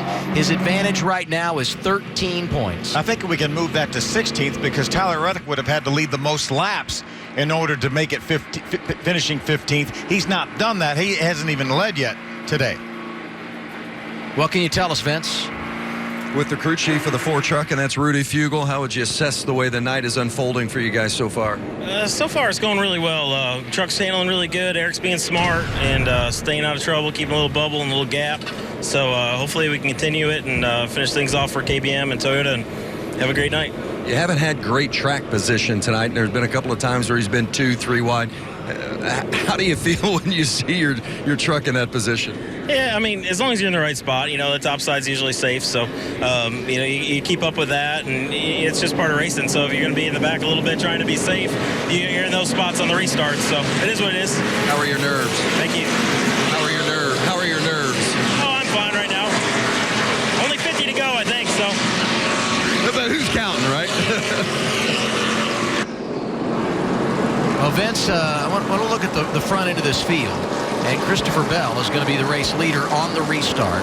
He, John West Townley, and David Levine did not pit under caution. They will be first, second, and third. The guys right behind them, Jesse Little, Austin Terrio, Ray Black Jr., came down pit road, got fuel only. And the first guy on the restart that got tires, Matt Crafton, he scored 7th. What you just described is this is going to be a mess. You've got all kinds of varying strategies up front, differing agendas. And they're going to have different speeds with these trucks. And when they throw the green flag, they'll be 3 wide into turn 1 and possibly 4 wide off turn 2. This is going to get exciting. Tyler Reddick going to restart in the 9th position. Eric Jones, our championship leader, goes 14th. And with everything that Michael mentioned, will be going on right in front of him. Yeah, that could be right where it's the worst, too. Big moment when you talk about the championship on this restart. Bell chooses the outside lane, consistent with what we've seen all evening long from the race leader. 46 to go as the green flag goes back in the air at Homestead. little bit of tire spin. Look at Jesse Little got seized up there. The 97 truck. Hurt the momentum of the 8 of John Hunter Nemechek, who is restarting with Matt Crafton. They're bottled up into one. Smoke for Ray Black Jr. Ray got run into from behind. I was watching Eric Jones on that start, Phil. He gave himself a nice bubble, like Rudy Fugel said. There was no issue on the start. But he's certainly given him a lot of space now. Look at Jones. He sees Black Jr. up there with the smoking tire. You just soon get around him in a hurry. Yeah, Eric Jones said he's going to be on the high side. Let me be on the low side. I don't want to be anywhere near him in case he cuts a tire down. At the front, Townley had the lead. Crafton takes it away. Yeah, that's just an illustration of those 4 fresh tires for Matt Crafton. Great job by Townley on that start to grab the lead away from Christopher Bell. I think it's really interesting. Bell won on the dirt in Eldora. These guys today were talking about this is a whole lot like a dirt track the way we're sliding around here, and he's strong here. On board with Scott Lagasse Jr. for the restart. Here he goes and has to stop because John Hunter Nemechek is behind the 07. He may have run into the 07 because the 07 was the guy behind the 97 of Jesse Little. But Jesse didn't get going. Look at Tyler Reddick all up next to the wall, running in that 3rd spot. Daniel Suarez has led 10 laps tonight. A couple of problems. We get word that he's taken his Toyota to the garage. His driver's running inside the top 5. Townley is 2nd. It's Tyler Reddick in the 3rd position, and right behind him you've got Christopher Bell, who was the leader on the restart, and Nemechek trying to rally back to the front after being slowed when we got the green flag. And I think the longer we run with these guys on old tires, the more those new tires are really going to show up. The 05 John West Townley, the 54 Christopher Bell, 2 of those. Look at we talked about the 19, all up against the wall and sideways. The greatest news, if you're a fan of the Camping World Truck Series, the announcement that Tyler Reddick is going to be back full-time next year because this kid is entertaining. Eric Jones has made his way back up into the top 10, going to try to make his way around the 29 of Austin Theriault. Going to try to do it in the middle of the racetrack, see if he can clear him by the time they exit the corner. Looks like he's got it. Good night for Theriault. They haven't had it easy, but continue to battle back, and scored right now in the 10th position. 2nd and 3rd right here. The 19 of Reddick in the runner-up position. That's Townley right behind him. John West Townley has really done a nice job with those tires that are about 10 laps older than a lot of these competitors he's racing against. Yeah, that's a strong truck. Early in the race, he was able to run top 5 times back in the 10th or 12th position. Check this out. It's about as good as it's been lately. Tyler Reddick within 11 points as they run on the track now. Best thing for Eric Jones, the traffic is spread out again. He's got that cushion he needs to bubble around him to ensure he's going to get the finish he needs to claim the title. Yeah, I think he'd love to see this race go green the rest of the way. He pitted with 50 laps to go. Should be able to make that on fuel. No caution flags, no more restarts. Here's Nemechek. Inside of Townley, that's the battle for 3rd. And it didn't last long. Pressure tires for Nemechek, and perhaps that's starting to pay dividends as he rallies back toward the front. Tell you, for all the ground he lost on that restart, Michael, we're starting to see just how good John Hunter is. Yeah, this truck's special tonight. He's been able to really dive hard into the corners when the tires go off. When the tires wear out, he's able to still get down in the corner better than everybody he's racing, and that's how he's been able to make passes. Just like Hemrick is down on the inside of Peters, but he couldn't hold it down there. It seems like Nemechek's able to keep diving into the corner despite the tires wearing out. Haven't called Hemrick's name a lot tonight. Good in practice, good in qualifying. The North Carolina native, 7th in the running order with a championship leader bearing down behind him.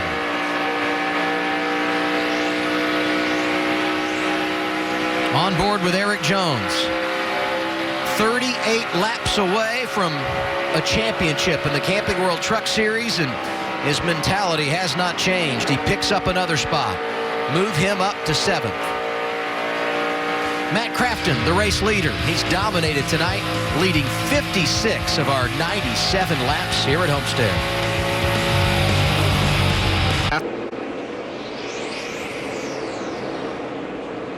It continues to be the Matt Crafton Show here in Homestead, Florida. The man that's won the last 2 championships has led 61 laps here tonight. His advantage right now, 4 seconds over second-place Tyler Reddick. John Hunter Nemechek has worked his way into 3rd and gaining ever so slightly on the 19. 4th right now, Ben Kennedy. John West Townley has done a nice job, scored inside the top 5. The rest of the top 10, Timothy Peters, followed by our championship leader, Eric Jones. There's Peters going for the 5th position, so move Townley back to 6th. Then it's Jones, Sauter, Hemrick, and Christopher Bell. See, John West Townley, remember, he has a little bit older tires than these other guys. Really has done a pretty nice job staying up in the 6th spot. Most of these teams have pitted 3 times for tires. They have one more set in the pits, and I was talking to Junior Joyner this morning, and I said, hey, how late is too late to put your last set of tires on? He said, if I'm leading on a green-white checker, I come in for tires. I love that. What about Ben Kennedy? We got to give him a shout out. Everybody in the top 5 have won races in the Truck Series except for Ben. And he's a guy that could very well be our next first-time winner. We talk about Suarez. I think Spencer Gallagher is going to win in this series. That's why I can't wait for 2016. See who the breakout driver of the year is. We predicted that Eric Jones would be tough this season. We knew Matt Crafton would be as well. But Tyler Reddick, he started the season with a big win at Daytona and raced for a championship. Who will be that guy next year? Could be Ben Kennedy. He was 3rd earlier this season at Las Vegas, a driver that has adapted well to the 1.5 miles. And no announcement on exactly what he'll be doing in 2016, but you hope he's right back here in the Truck Series. And he proved how versatile he is as well by doing so well in Canada on the road course. On board with Eric Jones, running 7th with 29 to go.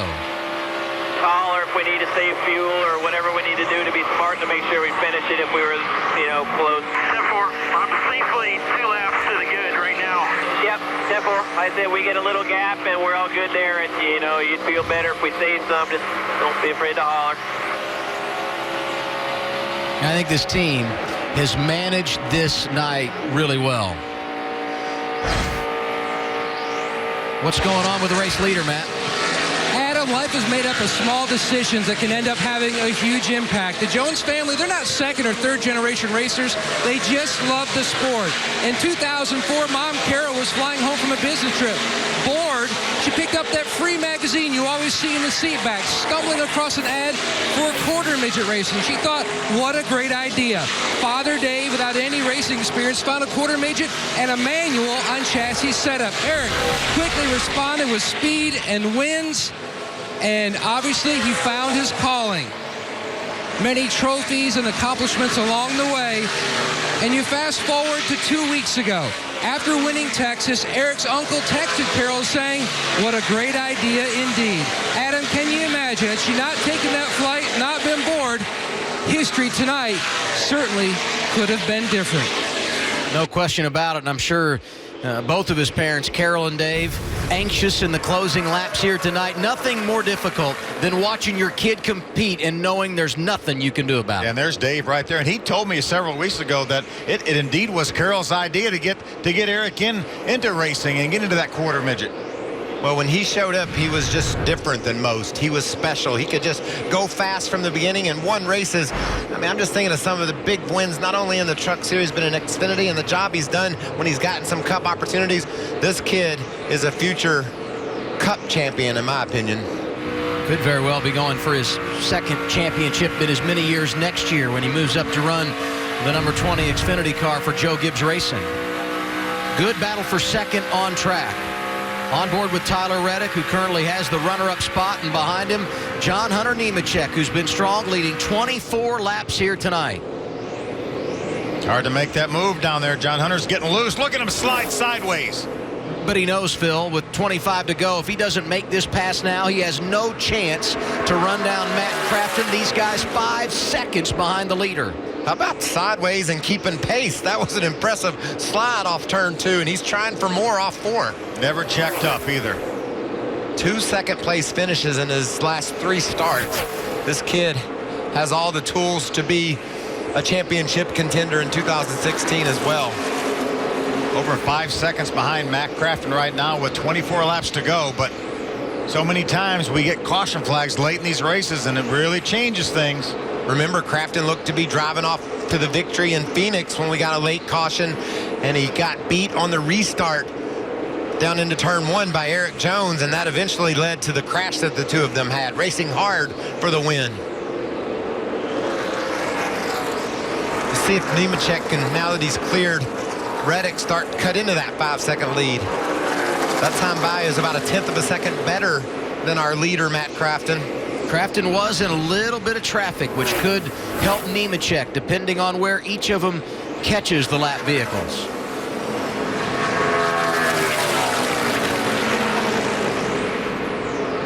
Meanwhile, Eric Jones, 12 seconds behind the race leader, but comfortably running 6th with 23 to go.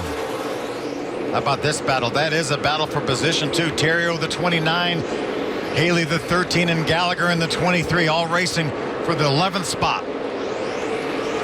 Some good young talent right there. We know Spencer Gallagher will be back with GMS Racing. Austin Terrio has announced that he really didn't know what he was going to do next year, and we're hoping we're hoping Cameron Haley, sounds like he might be back with ThorSport next year. Not confirmed, but looking that way.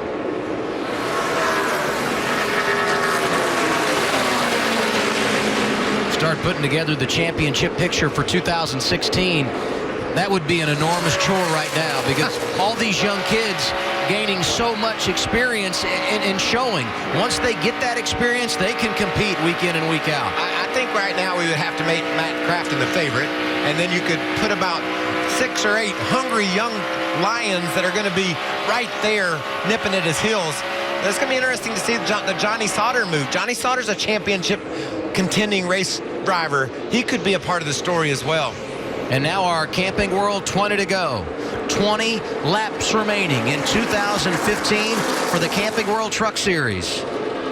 Spencer Gallagher getting close to the wall. If not into the wall, he lost all his momentum, lost that spot to Haley. Now Terrio is side by side with him. Put down Haley, in the 1. Put Haley up in the 11th spot. See if Gallagher scrubs the wall down in 3 and 4. A little bit of a touch there with the right rear corner, but just enough momentum loss to lose that 1 spot. What are they saying, Vince? Well, they've been fighting loose off with that truck throughout the course of the night. They just haven't really found the balance, and still Gallagher's been able to race his way up and around the top 10. It's his birthday today, so he really wants to have a good celebration at the end of it, and more than anything, celebrate a strong finish, but a little bit too free for his liking right now. Yeah, I think we can say check on that one, Vince. That thing's sideways the last couple of laps. He's doing a great job of hanging on to it. I think Terrio was sideways right in front of him that last lap. Just in front of them, the 54 of Christopher Bell. Inside the top 10, doing a very nice job at 1.5 miles he had never seen before he came here yesterday. It may be questionable whether Christopher Bell will have enough fuel to get to the end. He pitted on lap number 75, which gives him 59 laps to run. That's a little bit outside the pit window. We had a handful of caution laps for that last caution. That may be enough to get him in the window, but you know, you're running around the high side. You're making this track as long as it can be right now. Another guy you have to give an attaboy to, Rico Abreu, was a lap down, got the free pass. He's 14th and only his 2nd career start, and he's done some impressive things on track, not just tonight, but throughout the day in practice and qualifying. Yeah, I love watching this young man. Got so much zest for racing a truck, loves every minute of it. A lot of support down in the garage area from his buddies on this sprint car racing world, the dirt series that he grew up racing. Not a lot of experience, has gotten in this truck, and look at that, running just inches from the wall. I think he's getting the hang of running up high. What do you think? Well, we know he's not going to be intimidated by that. Yeah, we had Kyle Larson that was in his pit earlier, and there's nobody on earth that wants to or likes to run any higher than Kyle Larson. Well, I think Rico's saying, I got what you're talking about, Kyle. I'm picking up what you're putting down, and I'm running right next to the wall, and there is some grip up here. Just joining us on this Friday night, Matt Crafton has dominated here at Homestead. He's going to lead the most laps, 77 circuits out front. His advantage right now, 5.5 seconds over second place John Hunter Nemechek, who himself has been out front for 24 laps tonight. Our championship drivers coming in. Eric Jones had a 19-point lead, just needed to finish 15th to win the championship. He is 6th. In fact, he's the worst of our top 3 in points coming in. They have all delivered in the season finale. Phil, wouldn't you say Matt Crafton might be scratching his head a little bit? Mr. Consistency, Matt Crafton's always been, and that consistency has taken him to 2 straight championships. This year, if he's able to win tonight, 6 wins, he's going to be thinking what could have been with some big accidents that really took points away from him last week at Phoenix, Talladega, and then you remember the big wreck at St. Louis. And I asked Matt that very thing. I said, what do you look back on? He said, well, there's several you can look back. Obviously, Gateway, Talladega was 2 that he mentioned, and he said, I certainly didn't want last week to end up like it did, but he said, but without a doubt, still my best season ever in the history of this series. You look at the numbers, 10 career wins. 5 of them have come in 2015. More laps led, better season average, and despite all of that, he could come home 3rd in the championship instead of claiming his 3rd in a row. Well, the championship's what it's all about, but most racers, they just want to go out and beat everybody, and he's been able to do that 5 times this year, and in another 13 laps, could make it 6.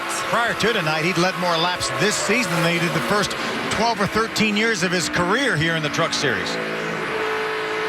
And look at him, he's focused, driving the heck out of that Tundra.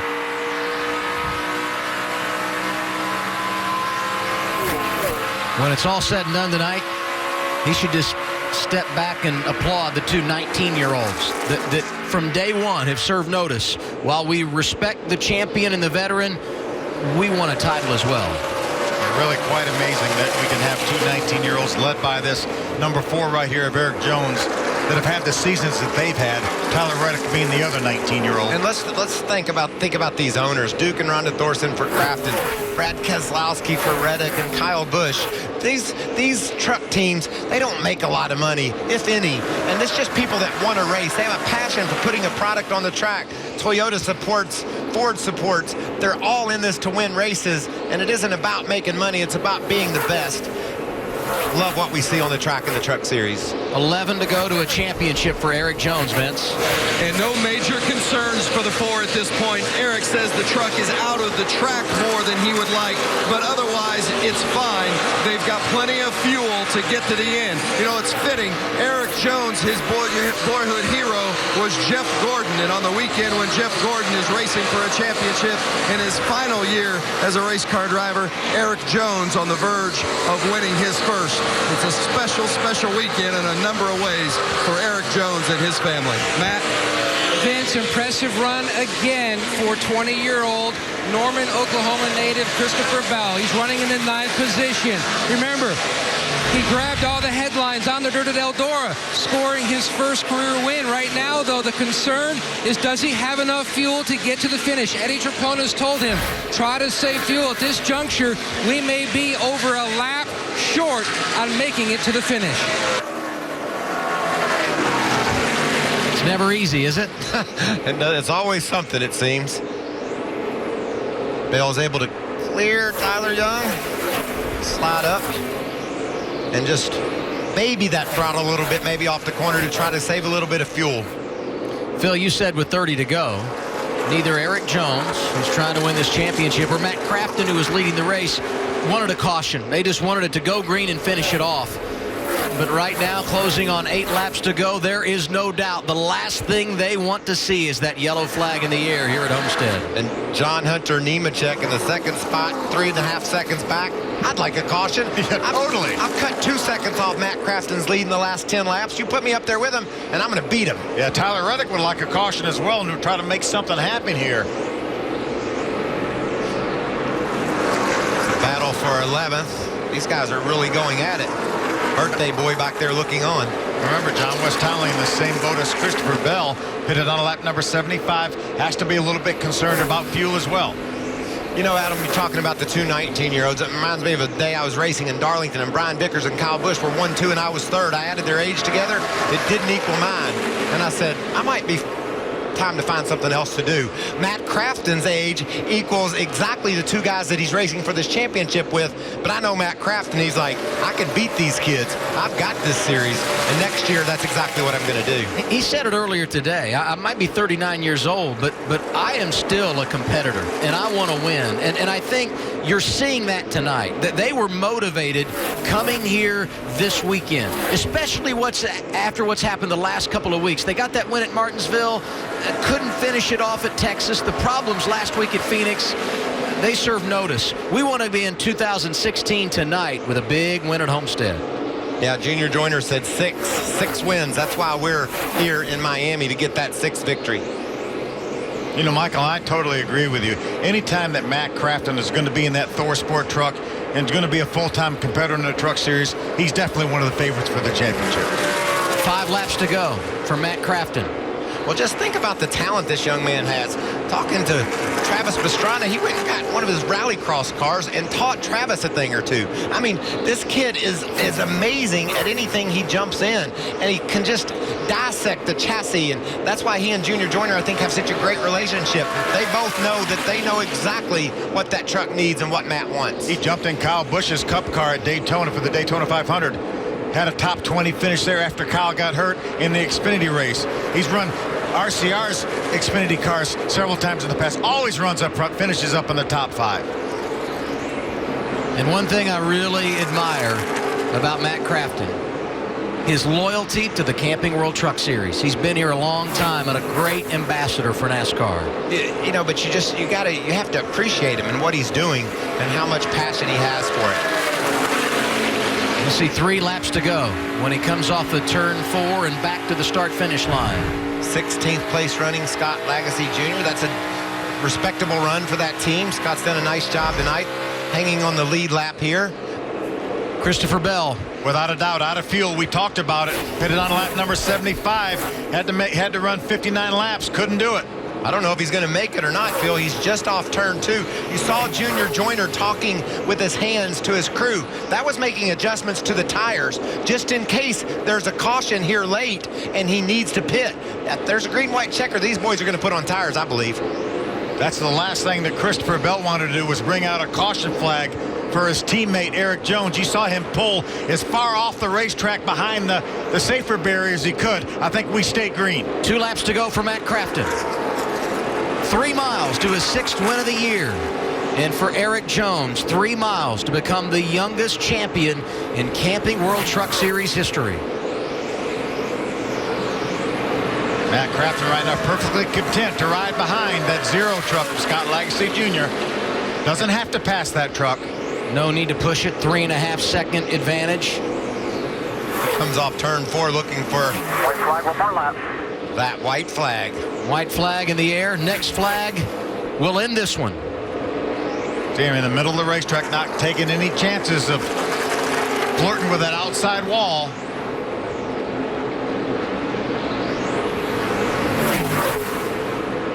Team has had a remarkable season.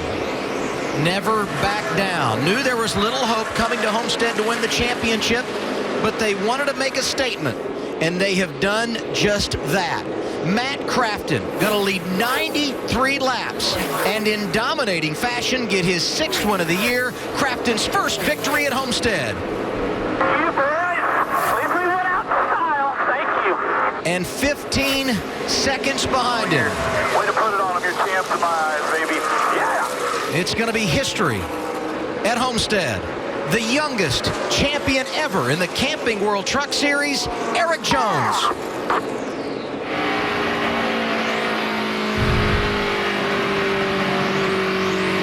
What you hear there is relief. That's over, thankfully. We did it. That's 22 strong races. That's an awesome race team. Thank you, guys. Go Birds for the last 3 years. Thank you. Great job, guys. Thank you, everybody. Thanks, Tony. Take a picture. Do it. I remember 4 or 5 weeks ago talking to Rudy Fugle about being in this position and how Eric Jones would handle it at age 19. He said it's not as big a spot as you may think because he's been driving trucks down the stretch in years past when we were going after an ownership Drivers' Championship. He understands the pressure, and his performance on track would indicate that he does, in fact, get it. Tonight, he becomes the 14th Truck Series champion. The Owners' Championship doesn't get quite as much publicity as the Drivers' Championship, but now, tonight, they're going to get them both. Toyota celebrated big time here a year ago. Darrell Wallace Jr. won the race. Kyle Busch got the Owners' Championship. Matt Crafton won the Drivers' title. Toyota celebrating big again. Crafton wins the race. And your 2015 Camping World Truck Series champion is Eric Jones. How fitting is that? Last week, Red Horse Racing drives a Toyota to victory lane and clinches the Manufacturers' Championship. Tonight, Kyle Busch Motorsports wins the championship and Thor Sports win the race. Everybody pitched in this championship run. Let's join the celebration and send it to Vince Welsh.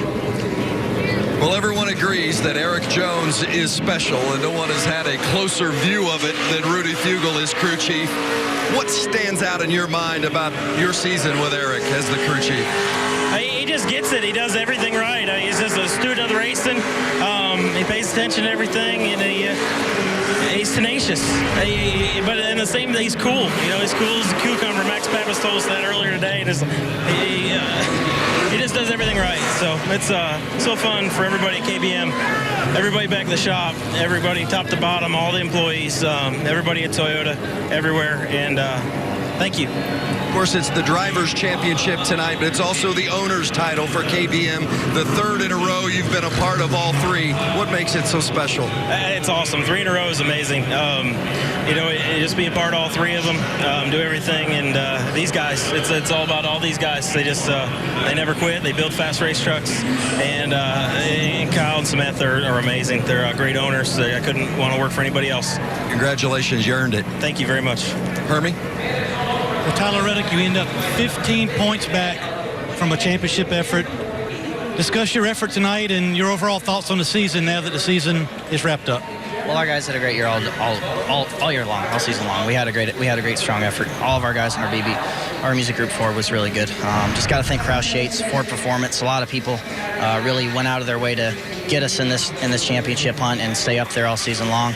Unfortunately, we were just a little short, but work on it. Thank goodness I got next year to try and chip at it and try and get it done, and that's what we're looking forward to now. What did you learn this year? I know it's early, but what did you learn this year that you think will help you next year take that one step you need to be in the other end of this racetrack? I think I was a little too aggressive at times where I shouldn't have been. Obviously, I got to understand when I need to bring it home 10th. There's a couple races there where I could have finished inside the back half of the top 10. Got a little too aggressive and ended up finishing 16th and 19th. So clean those. I mean, those are only 2 really bad races for us. We take care of those. We had a really good year. We weren't far off for sure. That's Tyler Reddick. Solid season for the 19th. No question about it, Hermie. And if you look at the stat line for Eric Jones, you would think he would win the championship in a runaway, but only by 15. That's because of the great season Tyler Reddick had. Full post-race coverage from Homestead next. Hello, racing fans. You're now watching Fox Sports Live. I'm J.Stan. We're going to get you back up to Homestead in seconds for more on the big Eric Jones win in the Truck Series Championship. We take a look at how we got to this point in the Sprint Cup Series. We go radioactive, and you have to see the Race Hub War Room on the last race in the chase. Now, back to Jamie on the truck, Adam, Michael, and Phil, all of them at Homestead. Jamie working way harder on the truck than we are in the booth, I might add. A great night here in Homestead, Florida. Matt Crafton able to get his 6th win of 2015. And it's Eric Jones who wins the championship this season. Now our Ram guts and glory, it's about driver 88, who despite the fact he had very little chance to win the title, came here and delivered on the track. They absolutely had one goal in mind here, and that was to lead the most laps and win this race, and they did that. Led 93 laps. Well, let's hear from Matt Crafton and send it to Matt Yoakum right now.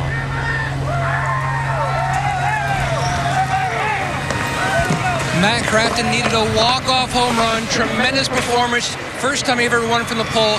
Is this a statement performance looking ahead to 2016? Absolutely. Like I said, this thing was really good. On the first run, we fired off really good, and then just got pretty tight through the middle of the corner. And Junior, like I said, it's amazing.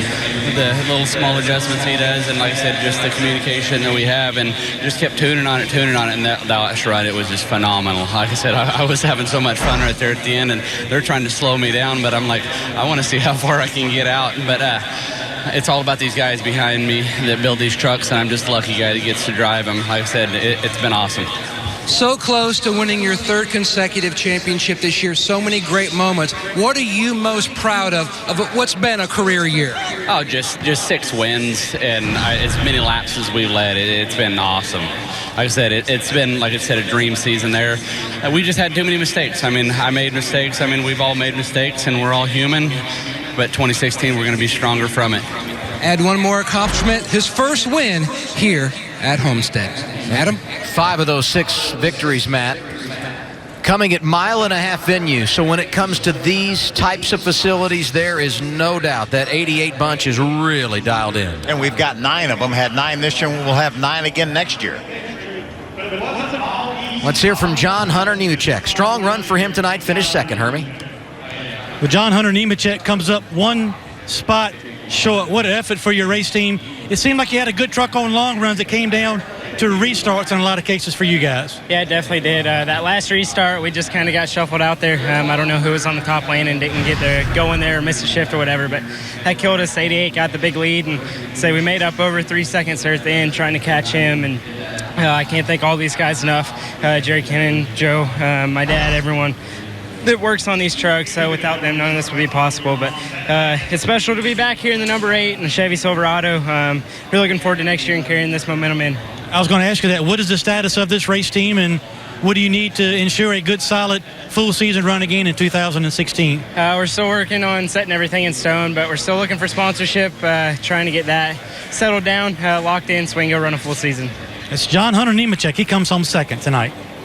And another strong performance from the Red Horse team of Timothy Peters. The last 8 races, 6 top 5s, a couple of wins. It's been a secret to the way you guys finished this thing.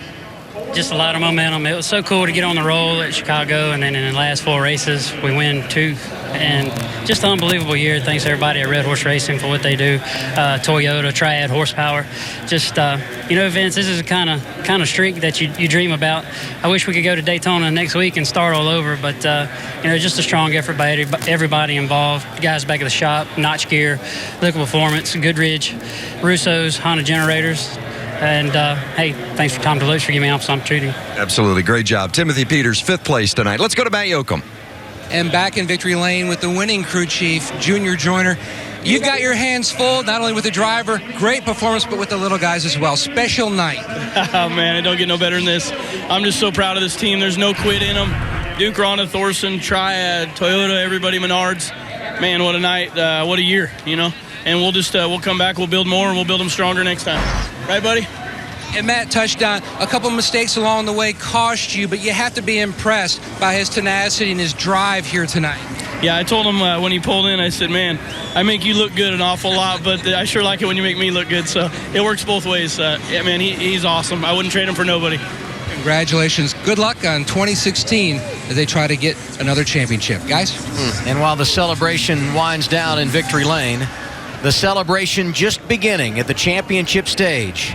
Eric Jones is pulled down here in the front straightaway. He will take the helmet off, and it won't be long before the fireworks fly, and we will begin our official celebration of the man that has won the championship in 2015 of the Camping World Truck Series. Michael talked to him on the radio on the pace laps. We listened in to him 2 or 3 times during the race. Just cool as could be. Never excited, was running anywhere from the 5th to the 10th spot pretty much the whole race, right where he needed to be, did exactly what his game plan was. What do you think Kyle Busch is thinking? I'm going to win the truck championship tonight, an Xfinity race tomorrow, and the Cup championship on Sunday. He's off to a pretty good start. And he's got nothing else in mind other than doing that. Here he is, your 2015 Camping World Truck Series champion, Eric Jones.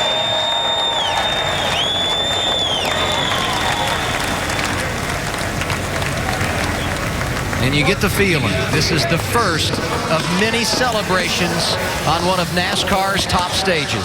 Jamie Little standing by to talk to the champ. And the celebration continues. The fireworks, the team is up here. Team owner Kyle Busch greets him here up on the stage. A few words. Eric, we'll have you come on up here. But first off, I'd like to introduce the CEO and chairman of this great sponsor of this series, Camping World, Good Sam, Marcus Lemonis.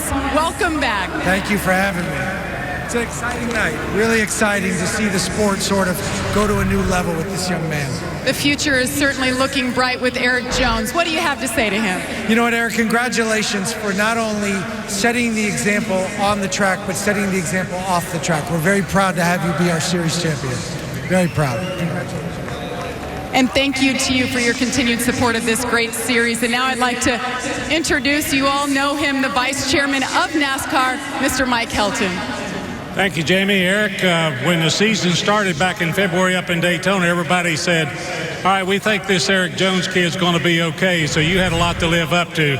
You did that and then some. Congratulations to you, the Kyle Busch Motorsports Toyota team, Kyle and Samantha, for putting all this together, and we're honored to have you as our champion. Congratulations, and look forward to celebrating with you Monday night.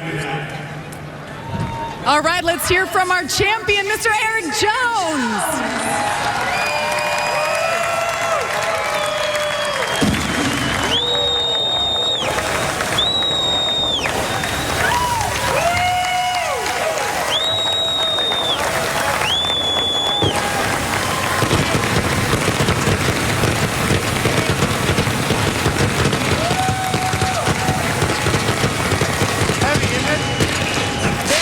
About 50 pounds to be exact. Eric, 19 years old, you just became the youngest champion in this series. And earlier in the series, there were times that you didn't think this moment was possible. There was some bad luck. You were racing in the Xfinity Series. You even subbed for some of your teammates in the Cup Series. How did you hold it all together and focus for this moment? Well, I think a lot of it was just being with a great team here in Kyle Busch Motorsports and bringing great tundras to the racetrack every weekend. I think there were definitely times in the year where I didn't think we'd be able to do this, and looking back and seeing the deficit we were in at some points and just being able to really pull together and make this all happen here at the end of the year, man. It was just so special for everybody here, and to close off this run like this. I've had a great 3 years with these guys, and I couldn't think of a better way to thank them. Well, Kyle Busch has done a lot in his career, but the one thing he hasn't done is win this title, the driver's title in the Truck Series. What does it mean to you to give that to him? Well, it's just like I said, it goes back to I can't think of a better way to repay these guys, and I can't think of a better way to thank Kyle for all these years for just getting a driver's championship for him. He's wanted one since the company started, and to bring it home for myself and for KBM, you couldn't really ask for a better ending than that. Well, let's just bring him in. He's talking to Mr. Mike Hilton. Hey, Kyle, Samantha, come on over here.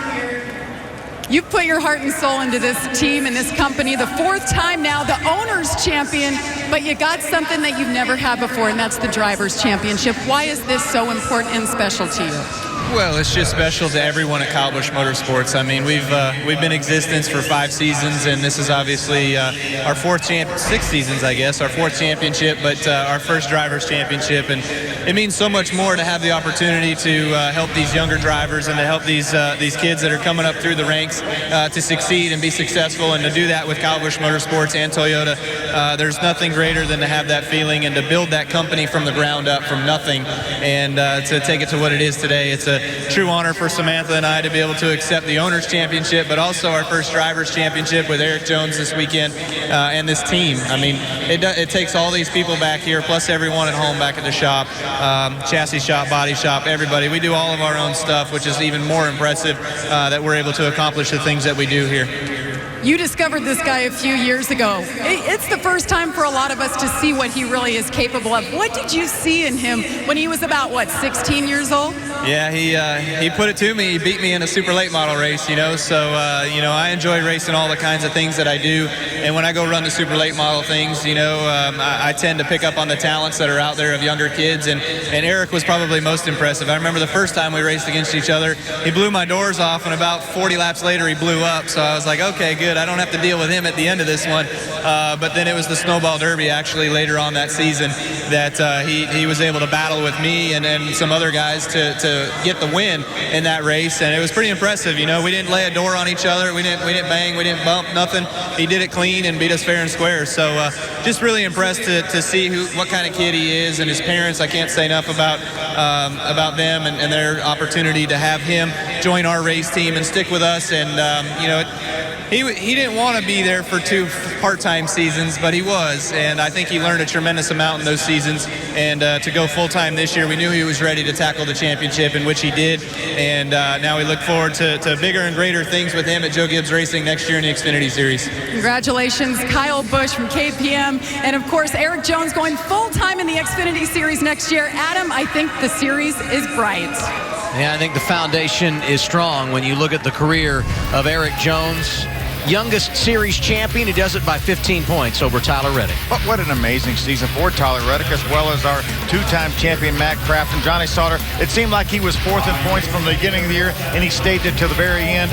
Timothy Peters jumped up in the top 5 late. A lot of experience chasing those 2 19-year-olds to this title, but they just couldn't quite get there. What a great year for Erik Jones, and how much fun was it to see those 2 kids, Tyler Reddick and Erik Jones, come onto the main stage in NASCAR this year? I just think it's great to be a part of a moment like this in NASCAR, because with Erik, you feel like it's the first of many. I mean, this is a once-in-a-lifetime type driver to watch and get it done on track. And he's got to be a favorite to win the Xfinity Championship. He's already won 2 Xfinity races in a limited schedule this year, just like he was able to win in this series before he went full-time. Kyle Busch said it perfectly. That probably helped him propel him to win this championship this year, the part-time seasons he ran for a couple years. I can't wait to 2016. The Truck Series is strong. There's going to be a lot of kids trying to do what Erik Jones did this year. It's going to be a lot of fun, Adam.